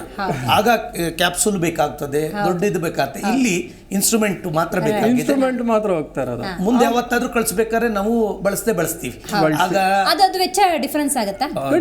ತುಂಬಾನೇ ಡಿಫರೆನ್ಸ್. ಆಮೇಲೆ ಇಲ್ಲಿ ಏನಾಗುತ್ತೆ ಅಂದ್ರೆ, ಈಗ ನೀವು ಈ ರಾಕೆಟ್ ಉಡಾವಣೆ ಆಯ್ತಲ್ಲ, ಈ ರಾಕೆಟ್ ಉಡಾವಣೆ ಆಯ್ತು, ಇದು ಎಷ್ಟು ಈಗ ನೋಡಿದ್ರಲ್ಲ ರಾಕೆಟ್, ಅದು ಎಷ್ಟು ತನಕ ಒಂದು 1030 seconds ಅಷ್ಟೇ ಇರುತ್ತೆ, ಅಷ್ಟೇ 1030 or 2000. That's all. After that it gets separated. ಆ ಪೇಲೋಡ್ ಏನಿದೆಯೋ ಅದು ಸಪ್ರೇಟ್ ಆಗ್ಬಿಡುತ್ತೆ. ಆಮೇಲೆ ಅದು it reaches the geos orbit by its own. ಅಲ್ಲಿ ಗ್ರಾವಿಟಿ ಇರಲ್ವಲ್ಲ, ಸ್ಪೇಸ್, ಆದಾಗ ಅದೇ ಮೂವ್ ಆಗ್ತಾ ಇರುತ್ತೆ. ಸೊ ಮೂವ್ ಆಗಿ ಜಿಯೋ ಸಿಂಕ್ರನಸ್ ಆರ್ಬಿಟ್ ಹೋಗುತ್ತೆ. ಅಲ್ಲಿಂದ ಏನು ಮಾಡುತ್ತೆ, ಇಟ್ ಟೇಕ್ಸ್ ಮೆನೋವರಿಂಗ್, ರೊಟೇಷನ್. ಅಂದ್ರೆ ಈ ಅರ್ತಿನ ಒಂದು ರೊಟೇಟ್ ಆಗ್ತಾ ಇರುತ್ತಲ್ಲ ಅರ್ಥ, ಆ ಒಂದು ವೆಲಾಸಿಟಿನ ಬಳಸ್ಕೊಂಡು 5 ಮೆನೋವರ್ ಮಾಡುತ್ತದೆ. 5 ಮೆನೋವರ್ ಮಾಡಿ it takes that much of power and it moves towards the lunar trajectory. Like ಒಂದು ಬಟ್ಟೆಲ್ ಕಲ್ಲು ಸುತ್ತಕೊಂಡು ಹಿಂಗೆ ಅವಾಗ ಪವರ್ ಬರುತ್ತಲ್ಲ, ಹೊಡೆದ ಅವಾಗ ಯು ಗೆಟ್ ದಟ್ ಮೊಮೆಂಟಮ್. ಅಲ್ಲಿಂದ ಬಿಟ್ಟಂಗೆ ಅದು ಸ್ಲಿಂಗ್ ಶಾಟ್ ಬಿಟ್ಟಂಗೆ ಆಮೇಲೆ ಡ್ರಾಪ್ ಆಗ್ತದೆ. ಅವಾಗ ಅದು ಡ್ರಾಪಿಂಗ್ ಟೈಮ್ ಅಲ್ಲಿ ಏನಾದ್ರು ಡ್ರಾಪ್ ಆಗಲ್ವಾ? ಐ ಮೀನ್ ಇಲ್ಲ, ಪ್ರೊಪಲ್ಷನ್ ಆಸ್ ದಿ ಇದು ಅದು ಅಲ್ಲಿಗೆ ಹೋದ್ಮೇಲೆ ಜಿಯೋ ಸಿಂಕ್ರನಸ್ ಆದ್ಮೇಲೆ ಪ್ರೊಪಲ್ಷನ್ ಅಲ್ಲಿಂದ ಅದು ಸ್ಟಾರ್ಟ್ ಆಗುತ್ತೆ. It takes till 100 kilometers above the surface ಆಗ್ತದೆ. ಅಲ್ಲಿ ತನಕ ಅದು ಕರ್ಕೊಂಡು ಹೋಗುತ್ತೆ. ಅಲ್ಲಿಂದ ಅದು ಬಿಟ್ಬಿಡುತ್ತೆ. ಅಂದ್ರೆ ಬಿಡುತ್ತೆ ಅಂದ್ರೆ ನಿಧಾನಕ್ಕೆ, ಸ್ಲೋ ಆಗಿ ಇದಾಗುತ್ತೆ. ಸೊ ಈ ಒಂದು ಆಪರೇಷನ್ಸ್ಗಳು ಆಗ್ಬೇಕಾದ್ರೆ ಇಟ್ ಟೇಕ್ಸ್ 45 days. ಆ ಲ್ಯಾಂಡ್ ಈಸ್ಟ್ ಅಲ್ಲಿ ಮೂನ್ಗೆ ಹೋದಾಗ ತಕ್ಷಣ ಹೋಗಿ ಮೂನ್ಗೆ ಹೋಗೋಕ್ಕಾಗಲ್ಲ. ಅಲ್ಲೂ ಮೆನೋವರಿಂಗ್ ಆಗಿ it should come to a stable orbit of the moon. ಅಲ್ಲಿ ಎಂಟ್ರಿ ಆಗಿದ ತಕ್ಷಣ ಮೂನ್ ಆರ್ಬಿಟ್ ಅಲ್ಲಿಂದನೇ ಆಗಲ್ಲ. ಅಲ್ಲೂ ಒಂದು 5 ಸರ್ಕಲ್ ಮಾಡುತ್ತೆ, ಮೆನೋವರಿಂಗ್ ಆಗಿ ಒಂದು ಸ್ಟೇಬಲ್ ಆಗುತ್ತೆ. ಒಂದು 100 kilometers ಇಂದ ಕೆಳಗಡೆ ಡ್ರಾಪ್ ಮಾಡಿ, ಆ ಸ್ಟೇಬಲ್ ಆದ್ಮೇಲೆ ಅದು ಡ್ರಾಪ್ ಮಾಡುತ್ತೆ. ಸೊ ಈ ಒಂದೆಲ್ಲ ಕೆಲಸಗಳಾಗಕ್ಕೆ ಇಟ್ ಟೇಕ್ಸ್ 43 days. ಇದು 3,86,000 kilometers ಇದೆ. ಯಾವುದು ಭೂಮಿಯಿಂದ ಚಂದ್ರ, ತುಂಬಾ ಹತ್ತಿರದಾಗಿರೋದೇ ಚಂದ್ರ ಮೇಡಮ್. ಏನಾದ್ರೂ ನಾವು ಸಂಪನ್ಮೂಲಗಳನ್ನ ಸಮರ್ಥ ಬಳಸ್ಕೋಬಹುದು ಅಂದ್ರೆ ಬೇರೆ ಯಾವುದೇ ಗ್ರಹದಿಂದ ಬಳಸ್ಕೊಳ್ಳೋದಕ್ಕಿಂತ ನಮ್ಮ ನೈಬರ್ ಆಗಿರುವಂತ, ಮತ್ತೆ ಕ್ಲೈಮೇಟ್ ಕೂಡ ಚೆನ್ನಾಗಿದೆ, ಮತ್ತೆ ಈ ಜನರೇಷನ್ ಯೂಸ್ ಮಾಡಬಹುದು ಅಂದ್ರೆ ನಾವು ನೀವೆಲ್ಲ ಬಳಕೆ ಮಾಡಬಹುದಾದಂದ್ರೆ ಚಂದ್ರನಿಂದ ಮಾತ್ರ. ಹಾಗಾದ್ರೆ ಶುಕ್ರಯಾನ ಮಾಡ್ತಾರೆ, ಮಂಗಳಯಾನ ಮಾಡ್ತಾರೆ. ಅಲ್ಲ, ಈಗ ಶಾರ್ಟ್ಲಿ ಪಡಿಬಹುದು ಅಂದ್ರೆ ಯಾವತ್ತೋ ನನ್ನ 3ನೇ ಜನರೇಷನ್ 4ನೇ ಜನರೇಷನ್ ಪಡಿತೀನಕ್ಕೆ ಈಗ ಪ್ರೆಸೆಂಟ್ ಜನರೇಷನ್ ಪಡಿಬಹುದು ಅಂದ್ರೆ ಈ ಪ್ರೋಗ್ರಾಮ್ ಇಂದ ಸಾಧ್ಯ. ಮತ್ತೆ ಎರಡನೇದೇನಂದ್ರೆ ಇದರಿಂದ ಏನು ಇದಾಗುತ್ತೆ, ಹ್ಯೂಮನ್ ಅನ್ನ ಕಳಿಸಬಹುದು ಅಂತ ಸುಲಭ ಆಗ್ಬಿಡುತ್ತೆ. ಇದು ಸಕ್ಸಸ್ ಆಗ್ಬಿಡ್ತು ಅಂದ್ರೆ ಇಂಡಿಯನ್ಸ್ಗೆ ಬಹಳ ಸುಲಭ, ಇನ್ನು ಹ್ಯೂಮನ್ಸ್ ಕಳಿಸ್ಬಿಡ್ಬೋದು. ಆಮೇಲೆ ಹೋಗಿ ಬರೋದು ಬಹಳ ಸುಲಭ ಆಗ್ಬಿಡುತ್ತದೆ. ಇಸ್ರೋ ಲಾಭದ ಬಗ್ಗೆ ಬಸಪ್ಪ ಸರ್ ಹತ್ರ ಕೇಳಿದ್ದೆ, ಅದ್ರ ಬಗ್ಗೆ ಗ್ಯಾರಂಟಿ ಖನಿಜ ಸಂಪತ್ತು ಇದಾಗ್ತಾ ಬರ್ತದೆ ಮೇಡಮ್. ಮತ್ತೆ ಮೀಥೇನ್ ಕೂಡ ನಾವು ಇದು ಮಾಡ್ತಾ ಇದೀವಿ. ಇವತ್ತ ಮೈನ ಬಳಸ್ತಾ ಇರೋದು ಫಾಸಿಲ್ ಫ್ಯೂಯಲ್ಸ್ ಅನ್ನು ಅವಾಯ್ಡ್ ಮಾಡಬೇಕು ಅಂತಿದ್ವಿ. ಯಾಕೆಂದ್ರೆ ಇವತ್ತ ಗ್ಲೋಬಲ್ ವಾರ್ಮಿಂಗ್ ಆಗ್ತಾ ಇರೋದೇ ಫಾಸಿಲ್ ಫ್ಯೂಯಲ್ಸ್ ಇಂದ, ಕಾರ್ಬನ್ ಡೈಆಕ್ಸೈಡ್ ಎಮಿಷನ್ಸ್ ಆಗ್ತಾ ಇರೋದು. ಅದನ್ನ ಅವಾಯ್ಡ್ ಮಾಡಬೇಕು ಅಂದ್ರೆ ನಮಗೆ ಮೀಥೇನ್ ಹೆಚ್ಚಬೇಕಾಗುತ್ತೆ. ಅದ್ರಾಗೆ ಕಾರ್ಬನ್ ಎಮಿಷನ್ಸ್ ಕಡಿಮೆ. ಈ CNG ಇವೆಲ್ಲ ಓಡ್ತಾ ಇರೋದೆಲ್ಲ ಮೀಥೇನಿಂದ. ಮೀಥೇನ್ ಒಂದು ಫ್ಯಾಕ್ಟ್ರು, ನೀರಿದೆಯಾ ಒಂದು ಫ್ಯಾಕ್ಟ್ರು.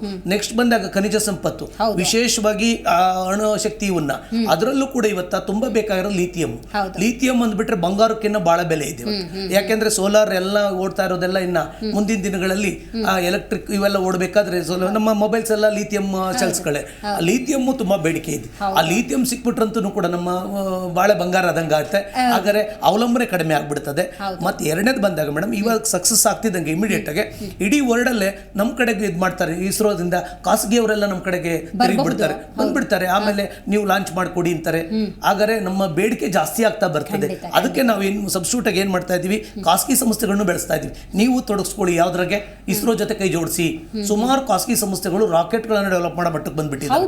ಅವ್ರು ಸ್ಪೇಸ್ ಎಕ್ಸ್ ಮಾತ್ರ ಅಲ್ಲ, ಅವನು ಎಲನ್ ಮಾಸ್ಕ್ ಮಾತ್ರ ಅಲ್ಲ, ನಮ್ಮಲ್ಲೂ ಎಲನ್ ಮಾಸ್ಕ್ ರೆಡಿ ಆಗ್ತಾ ಇದ್ದಾರೆ. ಮುಂದೆ ಯಾವತ್ತೋ ಒಂದ್ ದಿವಸ ಗ್ಯಾರಂಟಿ ಅದು ಒಳ್ಳೆ ಇದಾಗ್ತಾ ಬರುತ್ತೆ, ಅಚೀವ್ಮೆಂಟ್ ಆಗುತ್ತೆ. ಭಾರತಕ್ಕೆ ಒಳ್ಳೆ ಭವಿಷ್ಯ ಇದೆ, ಗ್ಯಾರಂಟಿ ಭವಿಷ್ಯ ಇದೆ. ಮತ್ತೆ ಭಾರತ ಭವಿಷ್ಯ ಮಾತ್ರ ಅಲ್ಲ, ಯೂತ್ಸ್ಗೂ ಕೂಡ ಭವಿಷ್ಯ ಆಗ್ಬಿಡುತ್ತೆ. ಯಾಕೆ ಅಂತಂದ್ರೆ ಅದನ್ನ ತೊಡಸ್ಕೋಬಹುದಲ್ಲ ಮೇಡಮ್. ಅದನ್ನ ಇದು ಬೆಳೆದಾಗ ಅವ್ರನ್ನು ಬೆಳೆಸ್ಕೊಂತ ಬರ್ತದೆ. ಅದರಿಂದ ಇದು ಒಳ್ಳೆ ಆಶಾದಾಯಕವಾದ ಬೆಳವಣಿಗೆ ನಮ್ಗೆ. ಖಂಡಿತ. ಬಸಪ್ಪ ಸರ್, ಇಂಥ ಪ್ರಾಜೆಕ್ಟ್ಗಳಿಗೆ ಖರ್ಚಾಗುವಂತಹ ವೆಚ್ಚದ ಬಗ್ಗೆ ಒಂದಷ್ಟು ಪ್ಲಸ್ಸು ಮೈನಸ್ ಟಾಕ್ಸ್ಗಳು ಡೆಫಿನೆಟ್ಲಿ ಇದ್ದೇ ಇರ್ತವೆ. ಈಗಷ್ಟೇ ಮಾತಾಡ್ತಾ ಇರ್ಬೇಕಾದ್ರೆ ಒಂದು ಪಾಯಿಂಟ್ ಗಮನಿಸಿದ್ದು ಅಂತ ಹೇಳಿದ್ರೆ, ಇಸ್ರೋಗಾಗುವಂತಹ ಲಾಭಗಳು ಎಷ್ಟರ ಮಟ್ಟಿಗೆ ಅಂತ ಹೇಳಿದ್ರೆ, ಮುಂದೊಂದು ದಿವಸ ನೋಡಿ ಇದು ಯಶಸ್ವಿ ಆಯಿತು ಅಂತ ಹೇಳಿದ್ರೆ, ನೋಡಿ ನಮ್ಮ ದೇಶದಲ್ಲೂ ಕೂಡ ಈ ರೀತಿ ಚಿಂತನೆಗಳಿದ್ದಾವೆ.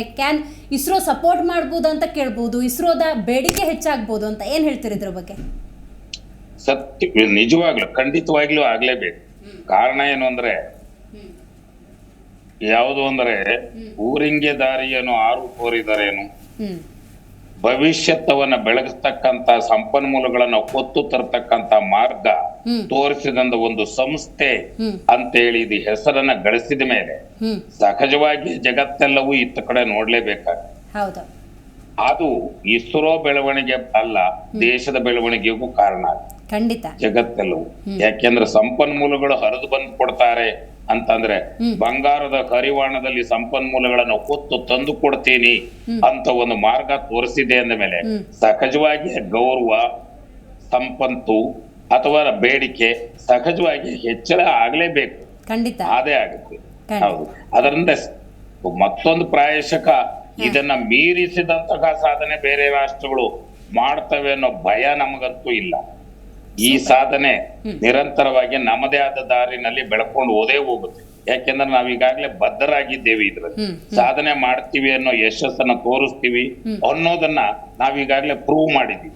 ಹೀಗಿರುವಾಗ ಒಂದಲ್ಲ ಒಂದು ದಿನ ಜಗತ್ತಿಗೆ ಅದೇನ್ ಆಗ್ಲೇ ಅವ್ರು ಹೇಳಿದ್ರಲ್ಲ ಸನ್ಮಾನ್ಯರು, ನಾಸಾ ಆರಂಭವಾಗಿದ್ದು ಅನೇಕ ರಾಷ್ಟ್ರಗಳ ಸಹಕಾರ ಪ್ರೋತ್ಸಾಹದಿಂದ ಬೆಳೆದಂತಹ ನಾಸಾ, ಅದರ ಮುಂದೆ ನಾವು ಭಾರತ ಇಡೀ ಜಗತ್ತೇ ನಮ್ಮನ್ನು ನೋಡಬಹುದಾದಂತಹ ಸಾಧನೆ ಬಂದಾಗ ನಿಜಕ್ಕೂ ಭಾರತ ಕೇವಲ ತಂತ್ರಜ್ಞಾನ ಅಲ್ಲ, ಎಲ್ಲ ಕ್ಷೇತ್ರಗಳಲ್ಲೂ ಭಾರತದ ಅವಲಂಬನೆ ಅನಿವಾರ್ಯ.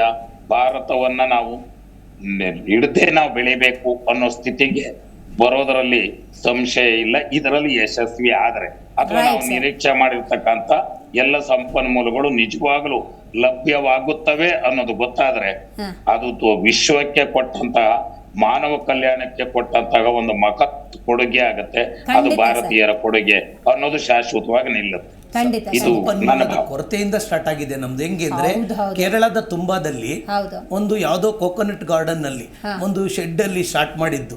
ನಮ್ಮ ಒಬ್ರು ವಿಜ್ಞಾನಿಯವರು ಸೈಕಲ್ ನಲ್ಲಿ ಪಾರ್ಟ್ಸ್ ಎತ್ಕೊಂಡು ಹೋಗ್ತಾ ಇದ್ದಾರೆ. ಆಮೇಲೆ ಎತ್ತಿನ ಗಾಡಿನಲ್ಲಿ ನಮ್ಮ ಸ್ಯಾಟಲೈಟ್ ಗಳ ಪಾರ್ಟ್ಸ್ ಗಳನ್ನ ಕ್ಯಾರಿ ಮಾಡ್ತಾ ಇದೀವಿ. ಇವತ್ತು ಯಾವ ಮಟ್ಟಕ್ಕಿದೆ ಅಂದ್ರೆ, ಅವರೆಲ್ಲ AC ನಲ್ಲಿ ಕೆಲಸ ಮಾಡ್ಬೇಕಾದ್ರೆ ನಾವು ತೋಟದಲ್ಲಿ ಚಾಪೆಗರಿನಲ್ಲಿ ಕುತ್ಕೊಂಡು ಕೆಲಸ ಮಾಡ್ತಾ ಇರ್ಬೇಕಾರೆ ಇವತ್ತು ಆ ಸಾಧನೆ ಮಾಡಿರೋದು ನಿಜವಾಗ್ಲೂ ಅಚೀವ್ಮೆಂಟ್.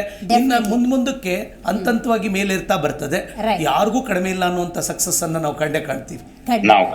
ಖಂಡಿತ. Sanjeev sir, right now we are concentrating on August 23rd and 24th, sir. That is why I am asking your wishes.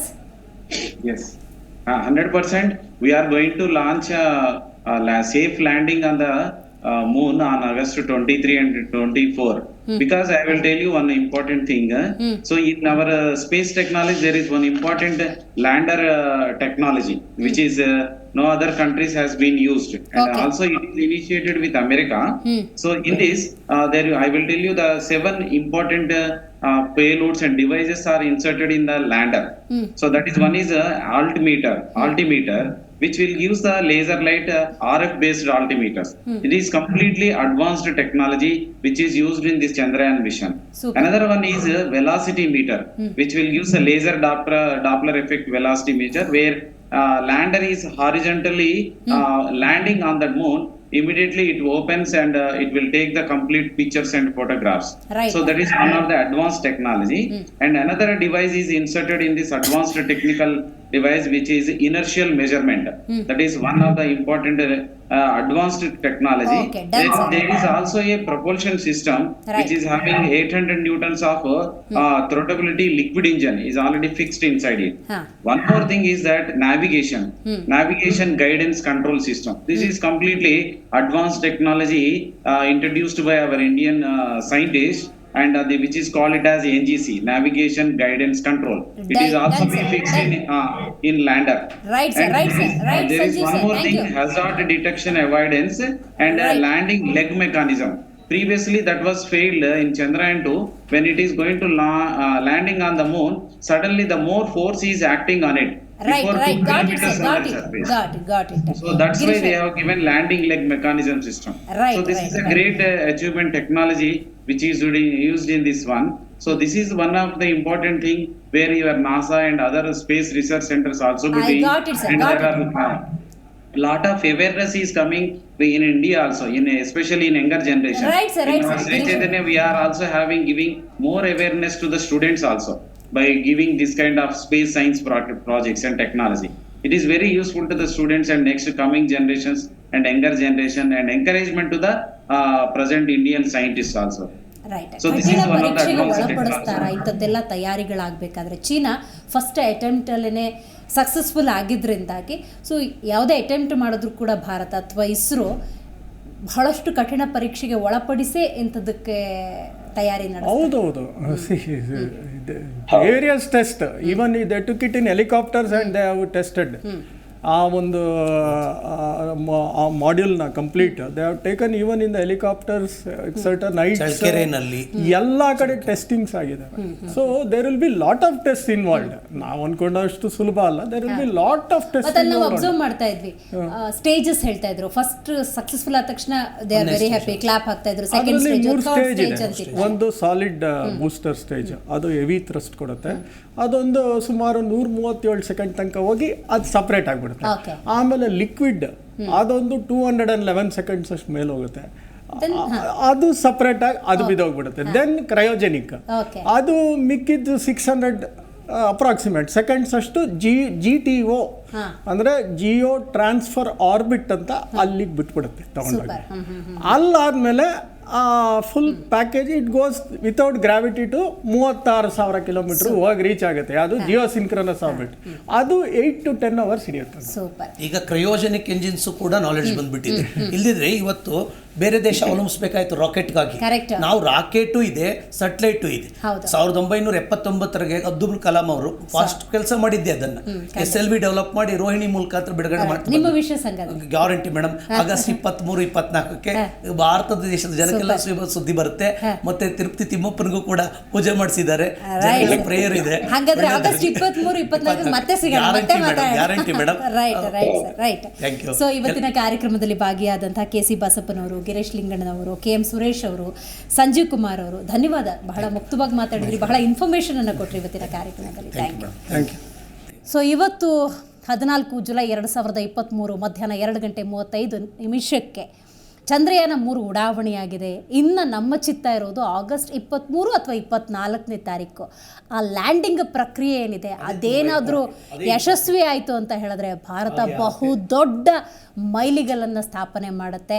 ಭಾರತೀಯರೆಲ್ಲರೂ ಕೂಡ ಈ ಮೂಲಕ ಝೀ ಕನ್ನಡ ನ್ಯೂಸ್ನ ಮೂಲಕ ಬಹುದೊಡ್ಡ ಹಾರೈಕೆಯನ್ನು ಕಳಿಸೋಣ. ಖಂಡಿತ ನಾವು ಯಶಸ್ವಿ ಆಗ್ತೀವಿ ಅನ್ನುವಂಥ ಆಶಾಭಾವನೆಯೊಂದಿಗೆ ಇವತ್ತಿನ ಕಾರ್ಯಕ್ರಮವನ್ನು ಮುಗಿಸೋಣ.